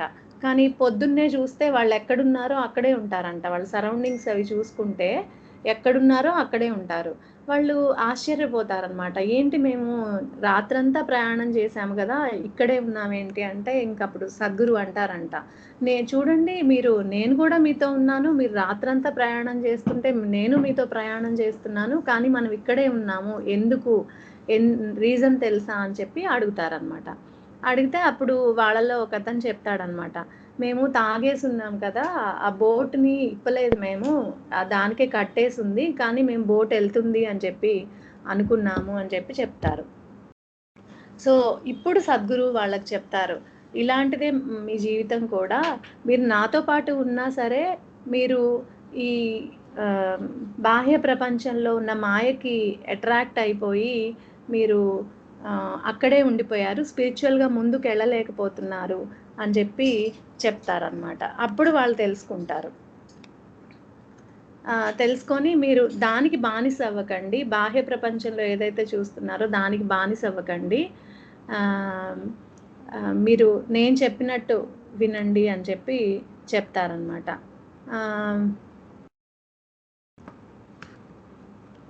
ఇక బాబా ఈ స్టోరీ ఎక్స్‌ప్లెయిన్ చేసి బాబా చెప్తున్నారు. నేను మీ అందరికీ చాలా మంచి మంచి సుందరమైన ప్రదేశాలు చూపిస్తున్నాను. మీతో పాటు బోట్ రైడింగ్ చేస్తున్నాను. మిమ్మల్ని అక్కడికి, ఇక్కడికి తీసుకెళ్తున్నాను. ఆహ్, కానీ ఇదంతా ఎందుకు మిమ్మల్ని ఈ మెటీరియల్ వరల్డ్ నుంచి మిమ్మల్ని విముక్తి చేయడం కోసమే ఇలా చేస్తున్నాను అని చెప్తారనమాట బాబా. ఇంకా నాకు తెలుసు ఎవరెవరు ఏం ఆలోచిస్తున్నారో, ఎవరి మైండ్‌లో ఏముందో నాకంతా తెలుసు. మిమ్మల్ని వాటి నుంచి బయట పడేయడం కోసమే మీకు అప్పుడప్పుడు నేను పెట్టే పరీక్షలు ఎదురవుతూ ఉంటాయి. కానీ మీరేమనుకుంటారు, అయ్యో! నాకు బాబా ఎందుకిలా చేస్తున్నారు అని చెప్పి మీరు మీ మూడ్‌ని పాడు చేసుకుంటూ ఉంటారని బాబా చెప్పారు. అలానే బాబా ఏమంటారంటే, మీరలా ఆలోచించకండి. మీరు ఎన్ని సంవత్సరాలు నాతో ఉన్నా సరే మీకు కనుక నా మీద ఫోకస్ లేకపోతే మీకు స్పిరిచువల్ అడ్వాన్స్మెంట్ ఏమీ ఉండదు అని చెప్పారు బాబా. ఇంకా ఏం చెప్పారంటే, మీరు ఏదన్నా మెటీరియల్ థింగ్స్ ఎంజాయ్ చేస్తున్నా సరే, అంటే ఫర్ ఎగ్జాంపుల్ ఒక సినిమాకి వెళ్ళినా, ఒక బయటికి ఎక్కడికి వెళ్ళినా సరే, అందులో అక్కడ కూడా బాబానే గుర్తు చేసుకోమని చెప్తున్నారు బాబా. ఆ మెటీరియల్ ప్లెజర్స్లో మీరు మునిగిపోవద్దు అని చెప్పి చెప్తున్నారు. అది ఎలా సాధ్యమవుతుంది అంటే, నన్ను ప్రేమించండి, నా ప్రేమ ద్వారానే మీకు అన్నీ మీరు ఫిజికల్ ప్లెజర్స్ అన్నీ అవన్నీ ఇంపార్టెన్స్ వాటికి ఏమి ఇంపార్టెన్స్ లేదు అని తెలుసుకుంటారు అని చెప్పి బాబా చెప్తున్నారు. నా ప్రేమ ఒక్కటే నిజమైనది, ఫిజికల్ ప్లెజర్స్ అనే వాటికి ఇంపార్టెన్స్ లేదు అని మీరు తెలుసుకుంటారు నా ప్రేమ ద్వారా అని చెప్పి బాబా వాళ్ళకి మంచి డిస్కోర్స్ చెప్పారు. చెప్పి ఇంకా ఫైనల్గా బాబా వాళ్ళని టీజ్ చేశారంట. ఏమనంటే, ఆ సద్గురువు శిష్యులు అయితే ఆయన మాట విన్నారు అంతా చెప్పిన తర్వాత, కానీ మీలో ఇంకా కొంతమంది అంతా బాబా ఎప్పుడు చెప్తాడా, ఎప్పుడు అయిపోతుందా, బాబా లెక్చర్ ఎప్పుడు అయిపోతుందా, మేము వెళ్ళి తినాలి అని చెప్పి ఇంకా వెయిట్ చేస్తున్నారు అని చెప్పి బాబా టీజ్ చేశారంట వాళ్ళని. అందరూ బాగా నవ్వారనమాట. ఇంకా బాబా చెప్పినట్టు మాసాజీ మెహర్వాన్ జెస్సా వాళ్ళని తీసుకొచ్చిస్తారనమాట December 26న. కానీ తీసుకువచ్చి ఇమీడియట్గా ఆయన కాళ్ళ మీద పడిపోయి బాగా ఏడుస్తాడంట. ఏంటి ఏమైంది అంటే, మధ్యలో అతను ఒక స్టేషన్లో ట్రైన్ మిస్ అవుతాడు. ట్రైన్ మిస్ అయితే మెహర్వాన్ ఏమో ట్రైన్లో ఉండిపోతాడు. ఇంకా బాబా పేరు బాగా ఏడుస్తూ బాబా పేరుని తలుచుకుంటూ ఉంటే ఒక స్టేషన్ మాస్టర్ హెల్ప్ చేస్తాడనమాట. ఇంకో ట్రైన్లో అతను ట్రైన్ క్యాచ్ చేయడానికి పంపిస్తాడు. అప్పుడు చూస్తే మెహర్వాన్ సేఫ్గా ఉంటాడు. ఇక ఇది విన్నాక బాబా ఆయన్ని ఎంబ్రేస్ చేసుకొని, నేను ఎప్పుడు నీతోనే ఉంటాను అని చెప్పి చెప్తారనమాట. ఇంకా నెక్స్ట్ డే బాబా జబల్పూర్ నుంచి మాండ్లా వెళ్తారు. మాండ్లాలో 3 రోజులు ఉంటారంట. మాండ్లాలో జాల్కేరా వాళ్ళ ఫ్రెండ్, మాండ్లా యొక్క ఇంపార్టెన్స్ చెప్పారు బాబా ఇక్కడ. మాండ్లా స్పిరిచువల్గా చాలా సిగ్నిఫికెంట్ ప్లేస్ అంట. ఎందుకంటే చాలామంది చాలా సంవత్సరాలుగా అక్కడ యోగులు, సన్యాసులు వీళ్ళంతా తపస్సులు చేసి ఆ భూమి అంతా స్పిరిచువాలిటీతో పవిత్రమైపోయింది అని చెప్పి చెప్తారనమాట బాబా. అంత పవిత్రమైన ప్లేస్ అట మాండ్లా. అక్కడ మాండ్లాలో బాబా సహస్రధార టెంపుల్ని చూపిస్తారు వాళ్ళకి నర్మదా రివర్లో. చూపించి ఆ రివర్లో బాబా చెప్తారనమాట, అవతారుడు ఈ వాటర్ని ప్యూరిఫై చేస్తారు. అవతారుడు కనుక కాళ్ళు కానీ చేతులు కానీ ఏదైతే నదిలో పెడితే ఆ నది మొత్తం పవిత్రం అవుతుంది అని చెప్పి బాబా చెప్పారంట. ఇంకా 29న జొరాస్ట్రియన్ క్యాలెండర్ ప్రకారం మెహ్రా బర్త్డే వచ్చింది. మెహ్రా బర్త్డేని చాలా గ్రాండ్గా చేశారంట వాళ్ళు. ఇంకా తర్వాత ఫైనల్గా ఒక అతను జాల్కేరా వాళ్ళ ఫ్రెండ్ అక్కడ కూడా మాండ్లాలో ఒక సైట్ చూపిస్తారు. బాబా వెళ్ళి చూస్తారు. చూసిన తర్వాత మీరు రీజనబుల్ ప్రైస్కి వస్తే ఒక 100 ఎకరాలు కొనమని జాల్కి బాబా చెప్తారు. చెప్పి అక్కడ కూడా ఒక డిస్కోర్స్ చెప్తారు బాబా. ఏంటంటే, గ్రీడ్ లస్ట్ కంటే, కామ క్రోధాల కంటే, ఆశ కామం కంటే ఈ బ్యాక్ బైటింగ్ అనేది చాలా చెడ్డది అని చెప్పారు బాబా. ఎందుకంటే బ్యాక్ బైటింగ్ చేస్తున్నప్పుడు వాళ్ళ సంస్కారాలు కూడా మనకు వస్తాయి కాబట్టి అది స్పిరిచువల్గా అది మంచిది కాదు, మనం ముందుకు వెళ్ళడానికి అది మంచిది కాదు అని చెప్పి చెప్తారనమాట. ఇంకా ఫైనల్గా వీళ్ళు మాండ్లా నుంచి జబల్పూర్ వెళ్ళిపోతారు. ఇక ఈరోజు నేను ఇక్కడితోటి ముగిస్తున్నాను. అయితే ఈ బ్లూ బస్ టూర్స్లో వాళ్ళు తెలుసుకుంది ఏంటంటే, బాబా ఎక్కడున్నా సరే, వాళ్ళు రోడ్డు మీద ఉన్న, మ్యూజియంలో ఉన్న, రివర్లో బోట్ మీద వెళ్తున్నా బాబా చక్కటి డిస్కోర్స్ ఇస్తూ ఉండేవారంట. ఈ బ్లూ బస్ జర్నీస్ అనేవి ఉమెన్ మండలికి ఒక రకమైన స్పిరిచువల్ ట్రైనింగ్ లాగా ఉపయోగపడ్డాయని చెప్పచ్చు. అలాగే బాబాతోటి సాన్నిహిత్యాన్ని కూడా పెంచాయి. దీంతో నేను ఒక పార్ట్ ఆఫ్ బ్లూ బస్ టూర్ని ముగించాను. అవతార్ మెహర్ బాబా की जय. Avatar Meher Baba ki jai. Thank you, Wendy, for giving a neat presentation. Thank you, Baba.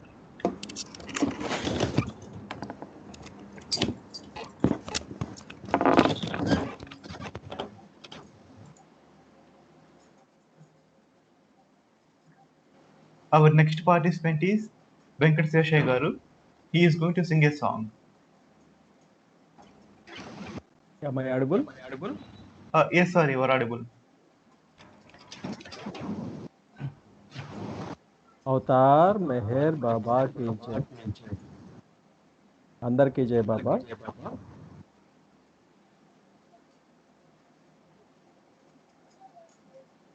ఎంత కీర్తించిన ఇంక కొదువే మేలు కొలిపే మెహరు దేవుని శిరిను తనయ శ్రీ మెహరు బాబా ప్రోవగరావయ్యా శిరిను తనయ శ్రీ మెహరు బాబా ప్రోవగరావయ్యా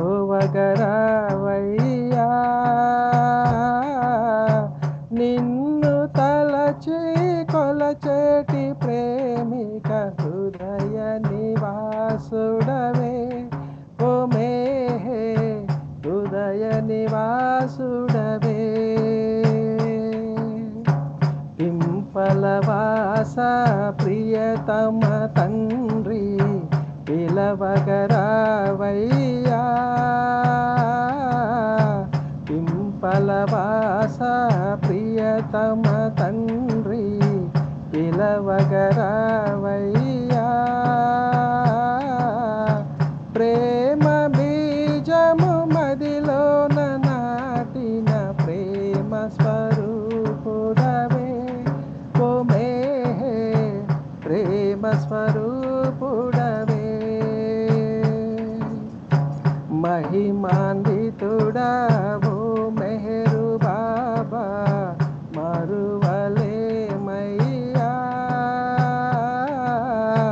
మహిమాన్వితుడా ఓ మెహరు బాబా మరువలేమయ్యా మౌనముండి మనుజుల్ని మార్చిన మౌన స్వరూపుడవే ఓ మేహే మౌన స్వరూపుడవే ఆదియు అంతములేని వాడ ఆదుకొనే తండ్రి ఆదియు అంతములేని వాడ ఆదుకొనే తండ్రి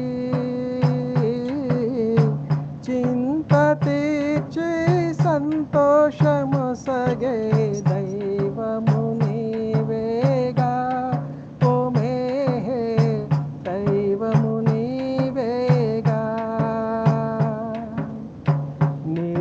నిరుపమానము నీవే మేహే నీ శరీరారెవరు నిరుపమానము నీవే మేహే నీ శరీరారెవరు నీవు చూపిన జీవన మార్గం నవజీవనమేగా ఓ మేహే నవజీవనమేగా వ్రతములు క్రతువులు కర్మకాండలు వదలివేసినను వ్రతములు క్రతువులు కర్మకాండలు వదలివేసినను మనసు పలికే మెహరుని నామం మోక్షప్రదాయినిలే ఓ ప్రేమిక మోక్షప్రదాయినిలే మాయే కమ్మిన మనిషి జన్మకు ముసుగును తీయంగా మాయే కమ్మిన మనిషి జన్మకు ముసుగును తీయంగా మేలుకో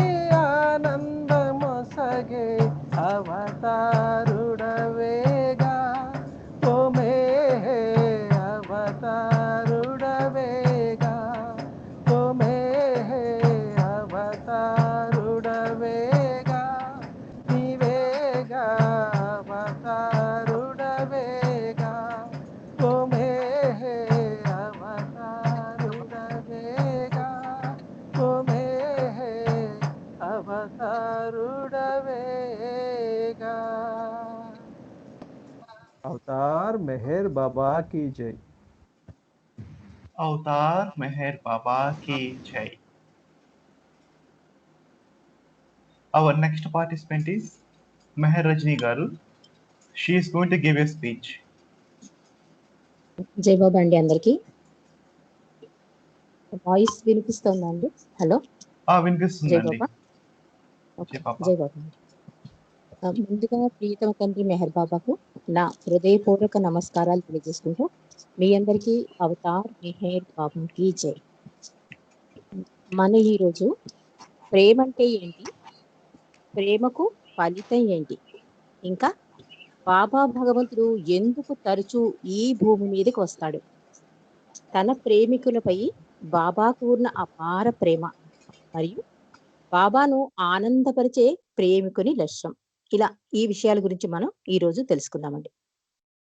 ముందుగా మనం ప్రేమ అంటే ఏంటి, దానికి బాబా ఏం చెప్పారో తెలుసుకుందాం. మన ప్రీతముడు మెహర్ బాబా అనుగ్రహించేది ప్రేమ. దానికి బదులుగా మన నుండి ఆయన కోరేది కూడా ప్రేమే. అయితే ఆయన ఇచ్చేది అపరిమితమైన ప్రేమ, కానీ మనం ఆయనకిచ్చేది పరిమితమైన స్వార్థపూరితమైన ప్రేమ మాత్రమే ఆయనకిస్తాం. మనం ఇచ్చే ప్రేమ ఎలాంటిదంటే పరిమితంగా ఉంటుంది, స్వార్థపూరితంగా ఉంటుంది. అయినా బాబా మన పరిమిత ప్రేమను స్వీకరించి అపరిమితమైన దివ్య ప్రేమను మనకు అనుగ్రహించడమే మన దివ్య ప్రీతముడు చేసే పని. దానికోసం తన వద్దకు చేరిన వారినందరినీ సంసిద్ధం చేయడమే బాబా ఎంచుకున్న మార్గం. అంటే ప్రతి సంఘటనను, సందర్భాన్ని బాబా దానికోసం ఉపయోగించుకుంటూ ఉండేవారు. ముందుగా మనం అసలు దివ్య ప్రేమ అంటే ఏంటో తెలుసుకుందాం. దివ్య ప్రేమ అంటే బాబా అన్నారు, భగవంతుడు దివ్య ప్రేమ రెండు ఒక్కటే అన్నారు. దివ్య ప్రేమ కలవాడు భగవంతుని పొందుతాడు అన్నారు మెహర్ బాబా. దివ్య ప్రేమ అంటే మనతో మనం, అలానే ఇతరులతో మనం యథార్థంగా ఎలా మసులుకోవాలో తెలియజేస్తుంది దివ్య ప్రేమ. మన కష్టాలకు, సమస్యలకు దివ్య ప్రేమయే పరిష్కారం చూపుతుంది. అన్ని రకాల బంధాల నుండి అది మనకు విముక్తి కలిగిస్తుంది దివ్య ప్రేమ. మనం నిజాన్నే మాట్లాడేలా, నిజాన్ని ఆలోచించేలా, నిజాన్ని చేసేలా అది ఆ దివ్య ప్రేమ దోహదపడుతుంది. మొత్తం విశ్వంతో కలిసి మనమంతా ఒక్కటే అని మనకి అనుభూతి పొందేలా చేస్తుంది దివ్య ప్రేమ. ఇంకా దివ్య ప్రేమ మన హృదయాలను శుద్ధి చేస్తుంది, మన అస్తిత్వాన్ని వైభవోపేతం చేస్తుంది. అందుకే బాబా అన్నారు, గతంలో భవిష్యత్తులోనూ దివ్య ప్రేమయే సదా నా సందేశం అన్నారు మెహర్ బాబా. కాబట్టి అలాంటి దివ్య ప్రేమలో మనకు మన భాగాన్ని ఇస్తాడు మన ప్రీతముడు అవతార్ మెహర్ బాబా. మరి దివ్య ప్రేమ గురించి తెలుసుకున్నాం గనక, మరి బాబా భగవంతుడు ఎందుకు ఈ భూమి మీదకి దిగి వస్తూ ఉంటాడు, ఈ విషయం గురించి కూడా మనం కొంచెం క్లుప్తంగా తెలుసుకుందాం. పరాత్పర పరబ్రహ్మ స్థితిలో ఉండే భగవంతుడు తన బ్రహ్మానంద స్థితి నుండి సగుణ రూపధారి అయి భూమికి అరుదించటే అనంతమైన ప్రేమకు, త్యాగానికి ప్రతీక. విశ్వముపై ఆయనకు గల ప్రేమ కారణంగా ప్రతి 700 సంవత్సరాల నుండి 1400 సంవత్సరాలకు ఒకసారి భూమిపై అవతారినిగా రావడం, అంటే కిందికి దిగి రావడం జరుగుతుంది ఆ భగవంతుడు. ఈ అవతార కాలంలో భగవంతుడు మెహర్ బాబాగా ప్రేమావతారుడిగా అరుదించాడు. ప్రేమే తానే ప్రేమగా తన అవతార కార్యక్రమాన్ని నిర్వహించాడు భగవంతుడు అయిన మెహర్ బాబా. అందుకే శ్రీ బాలగోపాల భాస్కర్ రాజు గారు ఒక కీర్తన ద్వారా ఇలా అవతారిని రాకను తెలియజేశారు. అదేంటంటే, అవసరంబు తనకు లేక అవతరించ మన కొరకే, అవసరంబు తనకు లేక అవని మసలి మన కొరకే, అవసరంబు తనకు లేక అస్తమించ మన కొరకే, అతడెవరే అందువా అతడే మెహరవతారం అని రాశారు ఆయన. అంటే ఆయనకు అసలు అవసరమే లేకపోయినా మనపై ప్రేమ అలా ఆయన్ని కిందకి దిగి వచ్చేలా చేస్తుంది. ఆ పరాత్పర పరబ్రహ్మ స్థితి నుండి కిందకి దిగి వచ్చేలా చేస్తుంది ఆ భగవంతుణ్ణి. పరమాత్మ ప్రతి యుగంలోనూ ఈ సృష్టికి తండ్రిగా తన బిడ్డల శ్రేయస్సు కోసం ఈ త్యాగ నిరితిని చూపుతూనే ఉన్నాడు. ఊహించనలవి కాని విశ్వ వ్యధను అనుభవిస్తూనే ఉన్నాడు.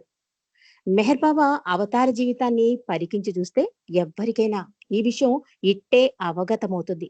బాబా యొక్క అవతార జీవితాన్ని చూస్తే బాబా తన కోసం ఒక్క క్షణం కూడా జీవించి ఎరగని దివ్య ప్రీతముడు మన మెహర్ బాబా. ఆయన పాటించిన అఖండ మౌనం, మస్తు కార్యక్రమం, ఆయన దేహాన్ని ఛిద్రం చేసిన 2 కారు ప్రమాదాలు, ఏకాంతవాసాలు, ఉపవాసాలు, కఠోరమైన నవజీవనం, ఇవన్నీ బాబా చేపట్టిన విశ్వ కార్యానికి భౌతికపరమైన సంకేతాలు. బాబా తన విశ్వ కార్యక్రమ తీవ్రత గురించి ఒక సందర్భంలో బాబా ఇలా వివరించారు. మానవాళి అంతా కలిసి 100 సంవత్సరాలు అఖండ మౌనం పాటించినా తాను పాటించే ఒక్క గంట మౌనానికి సాటి రాదన్నారు. బాబా చెప్పారు. అలాగే మానవాళి అంతా కలిసి 100 సంవత్సరాల పాటు కఠోరమైన ఉపవాసం పాటించినా తాను అవలంబించే ఒక్క గంట ఉపవాసానికి సాటి రాదన్నారు మెహర్ బాబా. అలాగే మెహర్ బాబా ఈ మానవాళి కోసం విశ్వ వ్యధను అనుభవించారు. బాబా తన అవతారంలోని చివరి ఘట్టంలో తీవ్ర శారీరక వ్యధను అనుభవించారు. దాని గురించి ఒక ప్రముఖ బాబా ప్రేమికుడైన ఫ్రాన్సిస్ బ్రాబజాను బాబాని అడుగుతాడు. బాబా అనుభవిస్తున్న విశ్వ వ్యధను చూసి బాబాను ప్రశ్నిస్తాడు. అప్పుడు బాబా అన్నారు, తాను అనుభవిస్తున్న విశ్వ వ్యధ నుండి ఉపశమనం పొందాలంటే తనకు నిరాటకంగా 700 సంవత్సరాల పాటు సుదీర్ఘ నిద్ర అవసరమని మెహర్ బాబా సమాధానమిచ్చారు. దానిని బట్టి బాబా అనుభవించిన విశ్వ వ్యధను మనం అవగాహన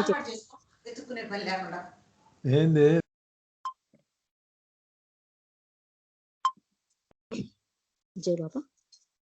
దాన్ని బట్టి బాబా అనుభవించిన విశ్వ వ్యధను మనం అవగాహన చేసుకోవాలి. మనందరి కోసం అంతటి త్యాగం చేసి అంతటి వ్యధను అనుభవించిన దివ్య ప్రీతమునికి మనం ఎంతో కృతజ్ఞతలు తెలపాలి. నిజాయితీగా బాబాను ప్రేమించి సేవించాలి. మనం అలా బాబా భగవంతుడు తన బిడ్డలమైన మనపై అపార ప్రేమతో అలా కిందకి దిగి వస్తాడు. ఇక మనం బాబా యొక్క ప్రేమ గురించి తెలుసుకుందాం. బాబా నాసిక్లో ఉన్నప్పుడు ప్రేమ అనే విషయాన్ని గురించి ఇలా వివరించారు. ప్రేమ అంటే ఏంటి? అది ఇవ్వటమే కానీ ఎన్నడూ దేనిని కోరనిది ప్రేమ అని బాబా తెలియజేశారు. ప్రేమ అంటే ఎన్నడూ దేనిని కోరనిది అని బాబా తెలియజేశారు. ఈ ప్రేమకు దారి తీసేది దైవానుగ్రహం, హిస్ గ్రేస్ అన్నారు బాబా. మరి ఈ అనుగ్రహానికి దోహదపడేది? అలాగే అనుగ్రహం అనేది సులువుగా అంత తేలికగా లభించేది కాదు అన్నారు బాబా. అంటే నిరంతరం ఇతరులను సేవించడానికి సిద్ధంగా ఉంటూ ఇతరుల నుండి సేవలు అందుకునేందుకు విముఖంగా, అంటే ఇతరుల నుండి ఏమీ ఆశించకుండా ఉన్నప్పుడే ఒక వ్యక్తి అలాంటి అనుగ్రహాన్ని పొందుతాడు. అలాంటి అనుగ్రహం అంటే దైవానుగ్రహాన్ని పొందుతాడు అని బాబా చెప్పారు. అంటే దోహదపడేందుకు చాలా మార్గాలు ఉన్నాయని చెప్పారు. అలాంటి దైవానుగ్రహానికి దోహదపడాలి అంటే చాలా అంశాలు ఉన్నాయి, మార్గాలు ఉన్నాయి అని చెప్పారు. ఆ మార్గాలు ఏంటో మనం ఇప్పుడు తెలుసుకుందాం. బాబా అన్నారు, తన క్షేమాన్ని కూడా లెక్క చేయకుండా ఇతరుల బాగు కోరడం, పరోక్ష నిందలు చేయకుండా ఉండడం, అంటే ఇవన్నీ దైవానుగ్రహాన్ని పొందాలంటే ఇవన్నీ ఉండాలి మనలో. తన క్షేమాన్ని కూడా లెక్క చేయకుండా ఇతరుల బాగు కోరడం, పరోక్ష నిందలు చేయకుండా ఉండడం, అత్యుత్తమ సహనం కలిగి ఉండడం, దేనికి ఆందోళన చెందకుండా ఉండడానికి ప్రయత్నించడం. అంటే ఆందోళన పడకుండా ఉండడం ఇంచుమించు మనకు అసాధ్యమే అయినా ప్రయత్నించాలి మనం. ఇంకోటి ఏం చెప్పారంటే బాబా, 5వది, ఇతరుల్లోని మంచి విషయాలను గురించి ఎక్కువగా తలుచుకుంటూ వారిలోని చెడు అంశాలను తక్కువగా తలుచుకోవడం చెయ్యాలి అన్నారు బాబా. ఇలా మనం ఈ 5 ఏ ఒక్కటైనా పరిపూర్ణంగా ఆచరించినట్లయితే, అంటే పరోక్షణ చేయకుండా ఉండడము, ఎవరైనా క్షేమాన్ని లెక్క చేయకుండా మన క్షేమాన్ని లెక్క చేయకుండా ఇతరులు బాగుకోరడము, అత్యుత్తమ సహనం కలిగి ఉండడము, దేనికి ఆందోళన చెందకుండా ఉండడము, ఇతరులని మంచి విషయాల గురించే ఎక్కువగా వీటిలో ఈ 5 వాటిల్లో ఏది ఒక్కటి మనం పాటించినా మిగిలిన వాటంతట అవే వాటిని అనుసరిస్తాయి అని బాబా చెప్పారు. అందుకే బాబా అన్నారు, దైవానుగ్రహం ప్రసరిస్తుంది ఈ 5 పాటించడం వలన అని చెప్తూ బాబా అన్నారు, మీ పాపపుణ్యాలను మీలోని బలహీనతలను సమస్తము నాకు సమర్పించండి అన్నారు ప్రీతమ తండ్రి. ప్రేమ కూడా భగవంతులానే స్వచ్ఛమైనది, అది ఇస్తుంది కానీ అడగదు అన్నారు ప్రేమ గురించి బాబా. ప్రేమ అన్నది అనుభవించాలి గాని సిద్ధాంతాల ద్వారా గ్రహించలేవు అని కూడా బాబా చెప్పారు. ఈ సందర్భంగా బాబా సమక్షంలో జరిగిన ఒక సంఘటన మనం తెలుసుకుందాం.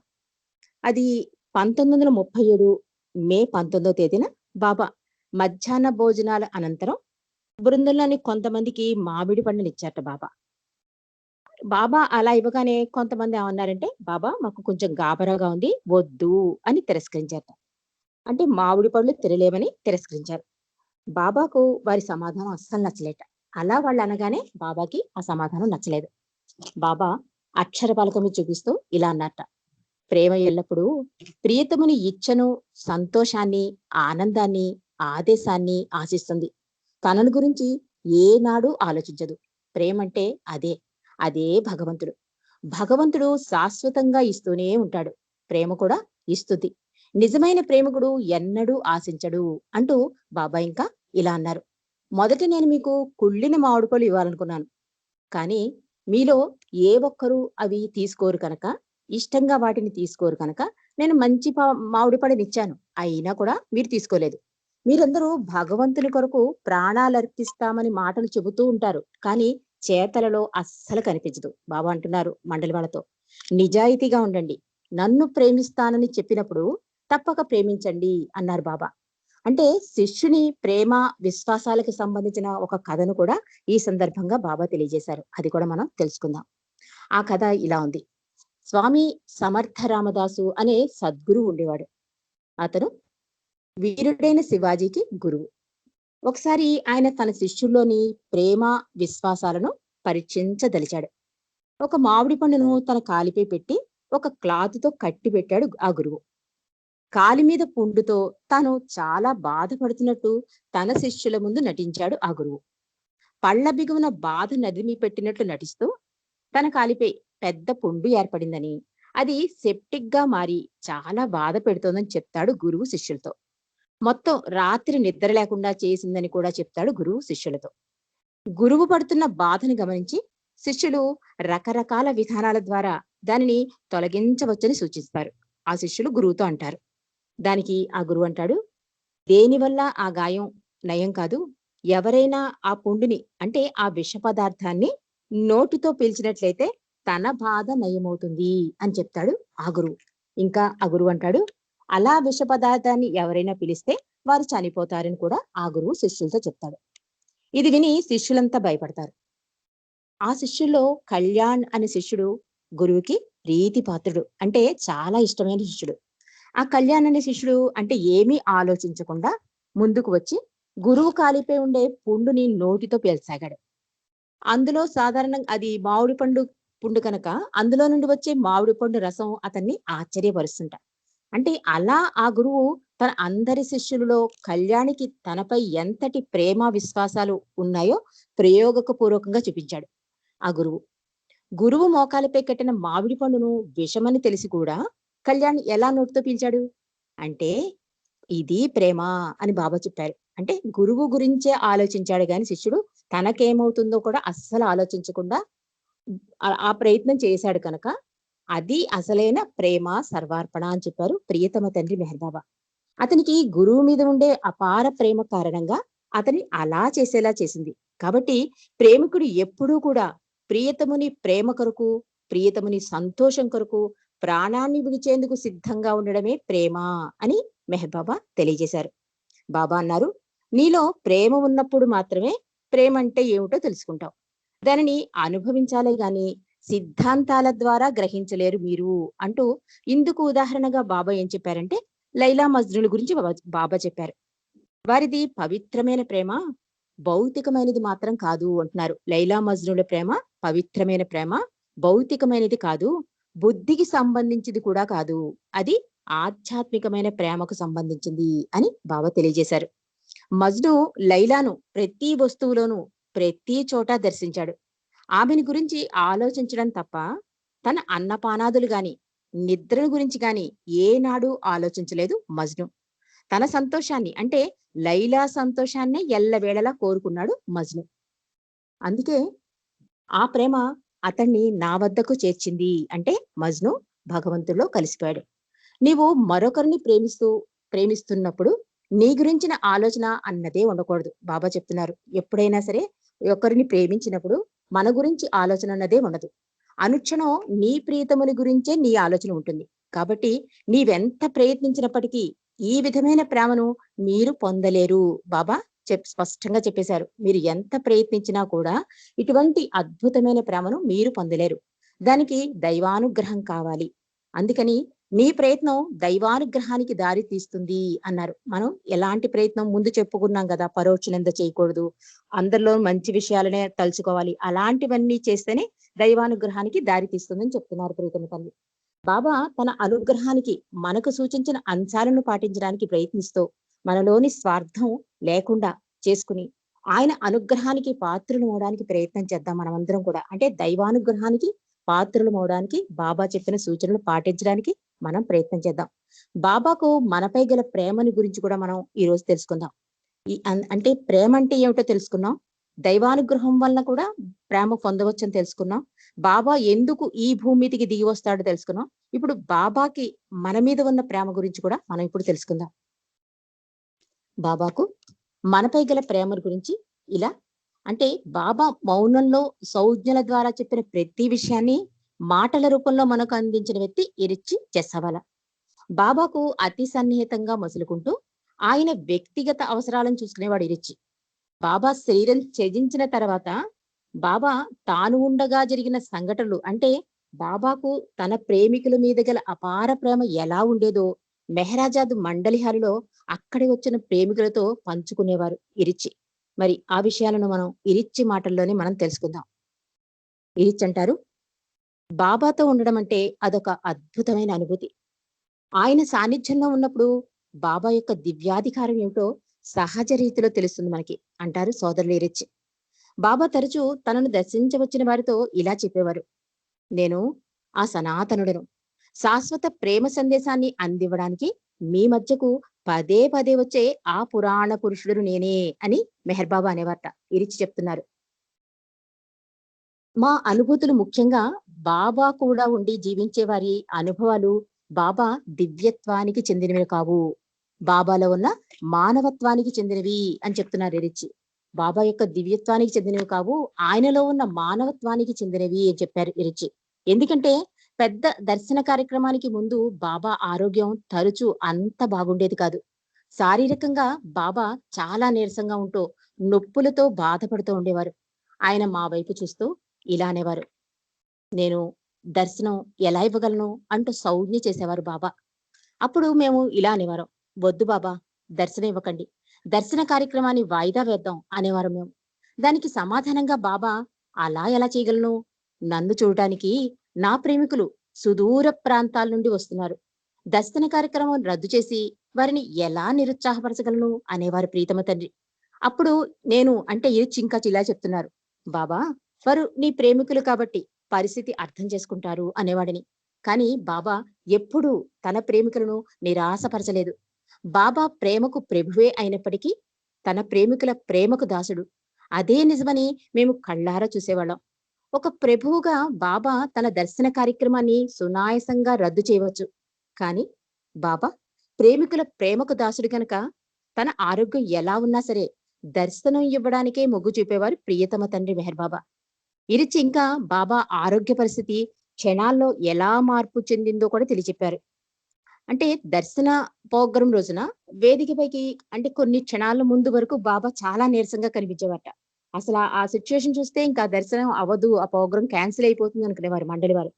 అలా ఉన్న బాబా, అంత బాధపరిస్తున్న బాబా వేదిక వద్దకు వెళ్ళడానికి సహాయం కూడా చేయమని, చెయ్యి అందిమ్మని అన్నట్లు విరిచివైపు చేయి చూపేవారట. అంటే అలాంటి పరిస్థితుల్లో ఉన్న బాబా ఇరిచివైపు అనేవారట, నాకు కొంచెం సాయం చెయ్యి వేదిక మీద వెళ్ళడానికి. ఇరిచి చెప్తున్నారు, సహాయం చేయమని నా వైపు చేయి చూపేవారు.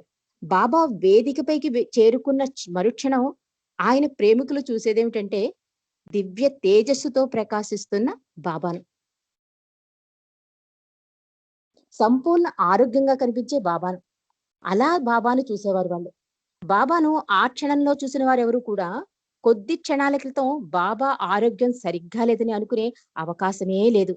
బాబా ఎప్పటి వలె ఉత్సాహంగా దివ్య తేజస్సుతో ప్రకాశిస్తూ ప్రేమమయంగా కనిపిస్తూ ఉండేవారు. బాబా తన ప్రేమికులపై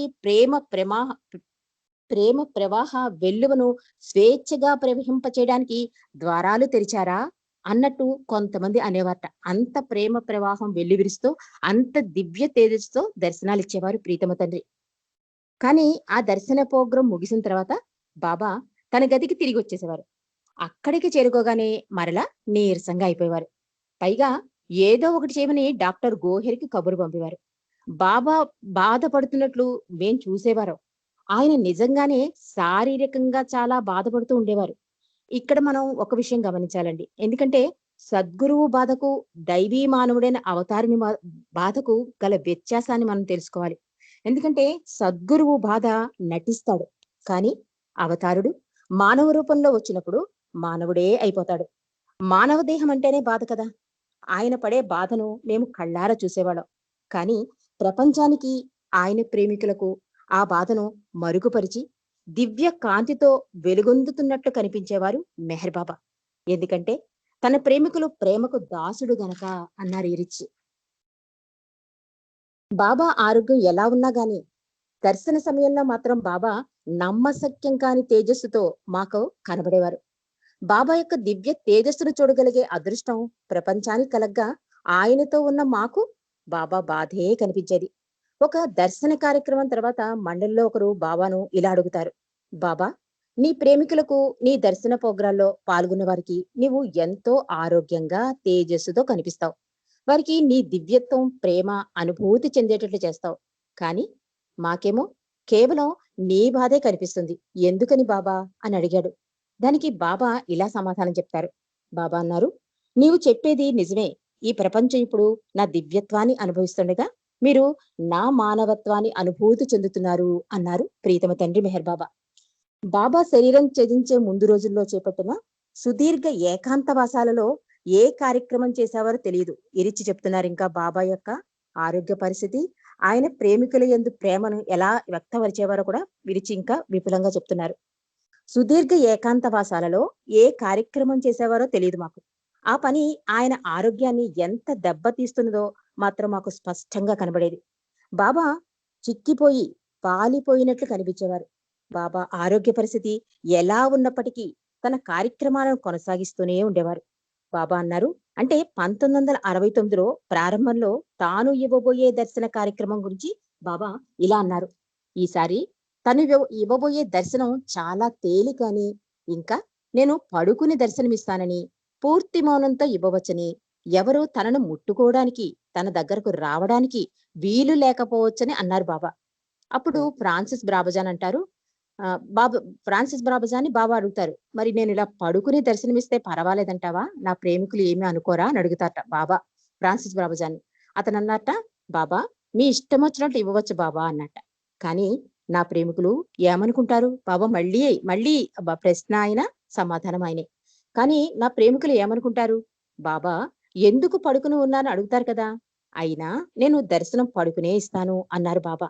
మళ్ళీ బాబాయే ఇలా అన్నారు, కానీ నా ప్రేమికులు నేను సంపూర్ణ మౌనంతో దర్శనమిస్తే నా ప్రేమికులను నేను చిన్నబుచ్చినట్టు, నిరాశపరిచినట్టు అవుతుందేమో అన్నారు బాబా. అందుకే ప్రజా దర్శనాలలో ఇరిచంటున్నారు. అందుకే ప్రజా దర్శనాలలో బాబా అంత ఆరోగ్యంగా దివ్య తేజస్సుతో వెలిగిపోయారు. అంటే తన ప్రేమికులు తనను తలుచుకుంటే తనని అలాగే స్మరించుకోవాలని బాబా ఉద్దేశం అయి ఉండవచ్చు అన్నారు ఇరిచి. బాబా శరీరం ఛేదించిన తర్వాత బాబా లేని లోటు మాకు బాధగానే ఉన్నప్పటికీ ఆయన మా వద్ద లేరనే భావన మాకు ఎప్పుడూ కలగలేదు. ఇదే విధంగా బాబా ప్రేమికులకు కూడా వారి మధ్యనే బాబా ఉన్నట్లు భావిస్తున్నారు. ఆయన ఇదివరకటి కంటే కూడా మరింత బలంగా వారి హృదయాల్లో ప్రవేశించినట్లు వారు భావిస్తున్నారు.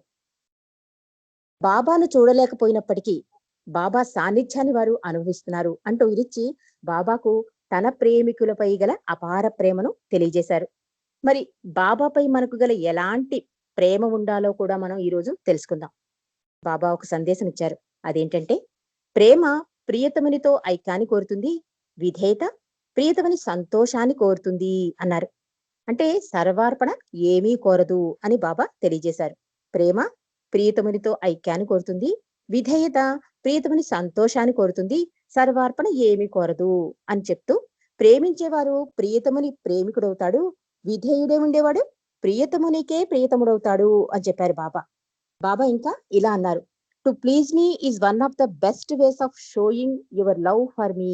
అంటే నా ఆనందం కోసం ఎవరైతే పరితపిస్తారో వారు దివ్య నిధిని పొందగలరు అన్నారు మెహర్ బాబా. ఈ యుగావతారుడైన మెహర్ బాబా అపారమైన కరుణతో మనందరినీ తన చెంతకు చేర్చుకుని బాబా ప్రేమికులు అన్న హోదాని కల్పించారు. అలాగే తన ప్రేమికులందరికీ నా కొంగు చిట్ట చివరి వరకు గట్టిగా పట్టుకోండి అని అనేక సార్లు హెచ్చరించారు. ఇంకా బాబా అన్నారు, నా కొంగు పట్టుకోవడం అంటే నన్ను ఎల్లప్పుడూ సంతోషపెట్టడం. మరి నన్ను ఎలా సంతోషపెట్టాలి? మీరు హృదయపూర్వకంగా విధేయత చూపడం ద్వారా అన్నారు బాబా. దీనిని బట్టి మనకు అర్థమవుతుంది ఏంటంటే బాబా మనందరి నుండి ఆశించేది ఒక్కటే, అది తనను ఆనందింపజేయడం. మరి ఈ ఆనందింపజేయడంలో 3 విషయాలు దాగి ఉన్నాయి. బాబాని ఆనందింపజేయడంలో 3 విషయాలు దాగి ఉన్నాయి. అవేంటంటే బాబాను గౌరవించడం, బాబాను ప్రేమించడం, బాబాను సేవించడం అనే 3 విషయాలు దాగి ఉన్నాయి. మరి ఈ 3 విషయాలను వివిధ సందర్భాల్లో బాబా చెప్పిన మాటలను ఇప్పుడు మనం కొంచెం క్లుప్తంగా తెలుసుకుందాం. ముందుగా బాబాను గౌరవించడం. బాబా అన్నారు, నన్ను సంతోషపెట్టడం అంటే నన్ను గౌరవించినట్లే. నేను అలా చేయమని చెప్పినప్పుడు ఒకవేళ అతను ఆ పని చేసి ఉండకపోతే అది నన్ను అగౌరవపరిచినట్లే అవుతుంది అన్నారు బాబా. అంటే బాబా ఏం చేయమని చెబితే అలా చేయడం సరైన గౌరవం చూపినట్లు అవుతుందని అన్నారు ప్రీతమ తండ్రి. మరి రెండవది బాబాను ప్రేమించడం. బాబా అన్నారు, నన్ను ఆనందపరచడం అనేది నాపై మీ ప్రేమను ఆచరణాత్మకంగా చూపించే ఒక మార్గం. మీ ఆనందం కోసం కాకుండా ఎల్లప్పుడూ నా ఆనందం కోసం జీవించండి. అలా చేయటం వలన మీరు సర్వము పొందగలరు అన్నారు బాబా.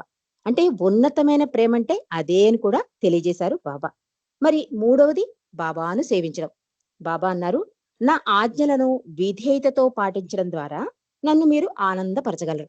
నన్ను ఆనందపరచడం అనేది మీరు నాకు చేసే అత్యంత ఉన్నతమైన సేవ అని బాబా వివరించారు. కాబట్టి మన ప్రీతముని ఆనందపరచడం అంటే మనం బాబాకు ఇచ్చే గౌరవం, ఆయనపై చూపే ప్రేమ, ఆయనకు చేసే సేవ, ఇవన్నీ బాబాను ఆనందింపజేస్తాయి. మరి బాబాను ఆనందింపజేసే విషయం తెలుసుకున్నాం గనక, బాబా ఆనందింపజేసే విషయాలను తెలుసుకున్నాం గనక, బాబాను ఆనందపరిచే ప్రేమ గురించి కూడా మనం తెలుసుకోవాలి. ఈ 3 విషయాలే కాకుండా ప్రేమ ద్వారా బాబాని ఎలా ఆనందపరచగలమో కూడా బాబాయే స్వయంగా చెప్పారు. అది ఆయన మాటల్లోనే మనం తెలుసుకుందాం. అది 1956 బాబా అమెరికాలో ఉన్నప్పుడు ఒకరోజు తన ప్రేమికులతో బాబా ఇలా అన్నారు, నేను నా ప్రేమికులతో ఉన్నప్పుడు చాలా ఆనందిస్తాను అన్నారు. దానికి ఉదాహరణ కూడా బాబా చెప్పారు. బాగా సాధారణంగా మానవుడు ఎప్పుడు ఆనందాన్ని పొందుతాడు? బాగా ఆకలి ఉన్నప్పుడు అతనికి మంచి భోజనం లభిస్తే, దాన్ని ఆరగిస్తే వారు ఒక రకమైన తృప్తిని, ఆనందాన్ని పొందుతారు. అలాగే మరి నాకు ఆకలి ఉంటుంది. అది ఎలా తీరుతుందో తెలుసా? ఎప్పుడైతే నా ప్రేమికులను నేను కలుస్తానో అప్పుడు నా ఆకలి తీరుతుంది అన్నాడు ప్రీతమ తండ్రి మెహర్ బాబా. మీ ప్రేమను చూసినప్పుడు నేను తృప్తి చెందుతాను, అదే నా ఆహారం అన్నారు బాబా. ఇంకా మీ ప్రేమ నాకు సంతోషాన్నిస్తుంది, మీ ప్రేమ వల్ల నేను ఆనందంగా ఉంటాను అన్నారు ప్రియతమ తండ్రి మెహర్ బాబా. ఒకసారి ఒక విలేకరి బాబాను ఇలా ప్రశ్నించాడు, బాబా, నీవు భగవంతుడివి మరియు సర్వజ్ఞుడివి, అంటే అన్నీ తెలిసినవాడు, అయినప్పటికీ నేను నిన్ను ప్రేమిస్తున్నానా అని తరచూ ప్రశ్నిస్తూ ఉంటావు ఎందుకు అన్నాడు విలేకరి. అంటే బాబా తరచూ అందరితో అనేవారట, మీరు నన్ను ప్రేమిస్తున్నారా అని అడిగేవారు. అంటే ఈ విలేకరి అడిగిన ప్రశ్నకు బాబా సమాధానం ఇలా ఇచ్చారు, నన్ను ప్రేమిస్తున్న విషయాన్ని నా ప్రేమికుల నోటి ద్వారా వినడం నాకు ఆనందాన్ని ఇస్తుంది. నాకు అన్నీ తెలుసు అన్న విషయంలో ఎటువంటి సందేహం లేదు, నాకు అన్నీ తెలుసు అన్న విషయంలో ఎటువంటి సందేహం లేదు. అయినప్పటికీ నేను అడుగుతూనే ఉంటాను, ఎందుకంటే బాబా, నిన్ను నేను ఎంతగానో ప్రేమిస్తున్నాను అని నా ప్రేమికుడు చెప్పినప్పుడు నేను చాలా ఆనందపడతాను.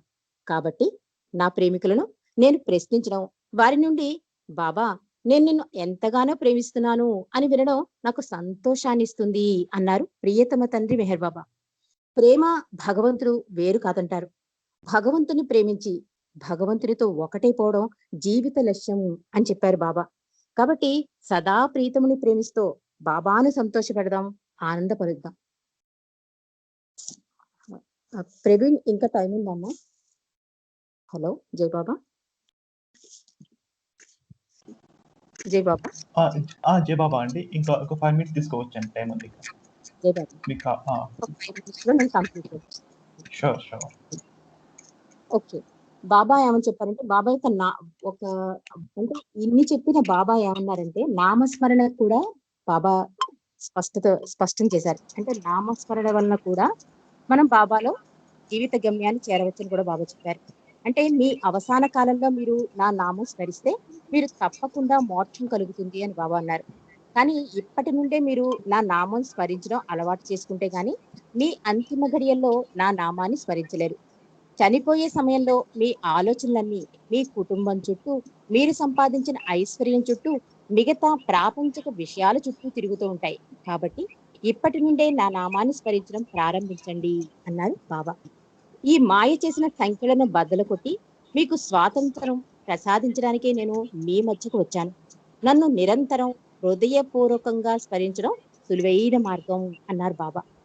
ఒకసారి బాబా ప్రేమికుడు మన్సారిని అడిగారట, బాబా నామాన్ని ఎప్పుడూ గుర్తు పెట్టుకోవాలంటే ఏం చెయ్యాలి అని అడిగారట మన్సారిని.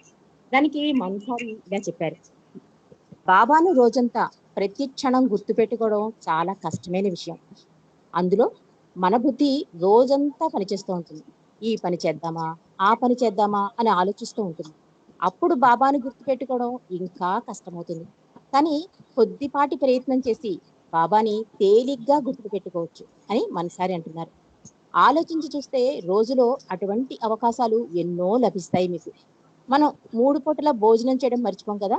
కాబట్టి భోజనం చేసే ప్రతిసారి బాబా నామాన్ని స్మరించడం అలవాటు చేసుకోవాలి. మనసారి చెప్తున్నారు, భోజనం చేసిన ప్రతిసారి బాబా నామాన్ని స్మరించడం అలవాటు చేసుకోవాలి. అలాగే ఎంత పనిలో ఉన్నా రాత్రి నిద్రపోవడం, తెల్లారగానే లేవడం మర్చిపోం కదా. అందువల్ల నిద్రపోయే ముందు లేచిన వెంటనే బాబా నామాన్ని స్మరించడం గుర్తు పెట్టుకోవాలి మీరు. బాబా నామాన్ని ఎప్పుడెప్పుడు గుర్తు పెట్టుకోవాలో కొన్ని అంటే ప్రతి రోజులో బాబాను గుర్తు పెట్టుకోవడానికి ఎన్నో సందర్భాలు ఉన్నాయని ఆమె తెలియజేస్తున్నారు. రోజులు గడిచే కొద్దీ మీకే అర్థమవుతుంది అన్నారు. అంటే బాబాను గుర్తు పెట్టుకోవడానికి ఎన్నో సందర్భాలు ఉన్నాయని రోజులు గడిచే కొద్దీ మీకే అర్థమవుతుంది అన్నారు మనసారి. ఉదాహరణకు ప్రయాణం చేస్తున్నప్పుడు, బస్సు కోసమో రైలు కోసమో ఎదురు చూస్తున్నప్పుడు, స్నానం చేస్తున్నప్పుడు, ఇలా ఎన్నో సందర్భాలలో బాబా నామాన్ని స్మరించవచ్చు. అసలు ఇవన్నీ బాబాను స్మరించడానికి మనకు దొరికిన అవకాశాలు అంటున్నారు ఆవిడ. ఎంత ఎక్కువగా వీలైతే అంత ఎక్కువగా బాబాను గుర్తు పెట్టుకోండి. మీ సమస్యలన్నిటికీ అవి చిన్నవైనా పెద్దవైనా చిట్ట చివరివైనా ఏమైనా ప్రతి సమస్యకు పరిష్కారం బాబా నామమే అని మనసారి తెలియజేస్తున్నారు. కాబట్టి బాబాను ఎలాగైనా గుర్తుపెట్టుకోవాలి. పనిలో పడి మరిచిపోతున్నాము అని అనకండి. మనసుంటే మార్గం ఉంది. రోజు మొత్తంలో బాబాను గుర్తు పెట్టుకోవడానికి ఎన్నో సందర్భాలున్నాయి. లేకపోతే మనం వాటిని కల్పించుకోవాలి అన్నారు మనసారి. కాబట్టి మనం నిజాయితీగా తపనతో ప్రయత్నం చేస్తే బాబా తప్పకుండా మనకు సహాయం చేస్తాడు. అవతార్ మెహర్ బాబా కీ జై. అవతార్ మెహర్ బాబా కి జై. Thank you Baba. Thank you అండి ఫర్ ఎక్స్ప్లెయినింగ్ ఇట్ నైస్లీ. జై. జై బాబా. అవర్ నెక్స్ట్ పార్టిసిపెంట్ ఈస్ డివి సత్యనారాయణ మూర్తి గారు, Kakinada. He is going to sing a song. జై బాబా అండి. దివ్య ప్రీతముని కృపా విశేషం వల్ల ఆయనకు పాదాభివందనములు. అదేవిధంగా ఈ అవకాశాన్ని ఇచ్చిన జయనగర్ ప్రేమికులకు కూడా జై బాబాలు. అవతార్ మెహర్ బాబా కి జై.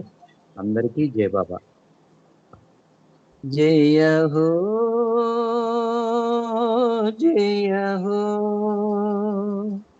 జయ జయ జయ జయ జయ హో జయ మెహరు బాబా జయ హో జయ మెహరు బాబా జయ హో జయ హో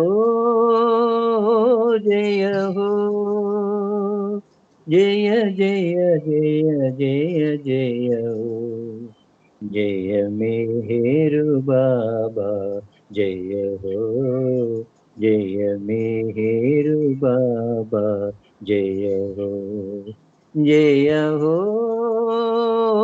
జయ హో అఖిల లోకములకాదారంబు అనంత శక్తివి నీవు అఖిల లోకములకాదారంబు అనంత శక్తివి నీవు సకల ప్రాణులకు సామూహికమౌ అనంత జ్ఞానము నీవు బాబా అనంత జ్ఞానము నీవు ప్రేమ మహాసాగరుడవు నీవు శాశ్వత పరమానందము నీవు సకల చరాచర సృష్టివి నీవు జయ హో జయ హో జయ జయ జయ జయ జయ హో జయ మేహేరు బాబా జయ హో జయ మేహేరు బాబా జయ హో జయ హో జయ హో అవని భారము అధికము కాగా అవశ్యమరుదించితివి అవని భారము అధికము కాగా అవశ్యమరుదించితివి మనుజ దేహమున నిజ రూపము తిలకించెడి వారరుదు బాబా తిలకించెడి వారరుదు అగాధమౌని లోతుల నరయ సుదీర్ఘమౌని ప్రేమను బడయ నీ కృపలేక సుసాధ్యము కాదే జయ హో జయ హో జయ జయ జయ జయ జయ హో జయ మేహేరు బాబా జయ హో జయ మేహేరు బాబా జయ హో జయ హో జయ హో మతము పేరిట కలతలు పెరిగి కులతత్వములే ప్రభలే మతము పేరిట కలతలు పెరిగి కులతత్వములే ప్రభలే స్వార్థం మినహ పరమాదం బిల కనరాకున్నది కలిలో బాబా కనరాకున్నది కలిలో యుగాంతమందున నీ యువతరణం ముముక్షువులకు మోక్షవకాశం పతిత జనాళికి పాప వినాశం జయ హో జయ హో జయ జయ జయ జయ జయ హో జయ మేహేరు బాబా జయ హో జయ మేహేరు బాబా జయ హో జయ హో జయ హో అవతార్ మెహర్ బాబా కి జై జై బాబా అండి అందరికీ జై బాబా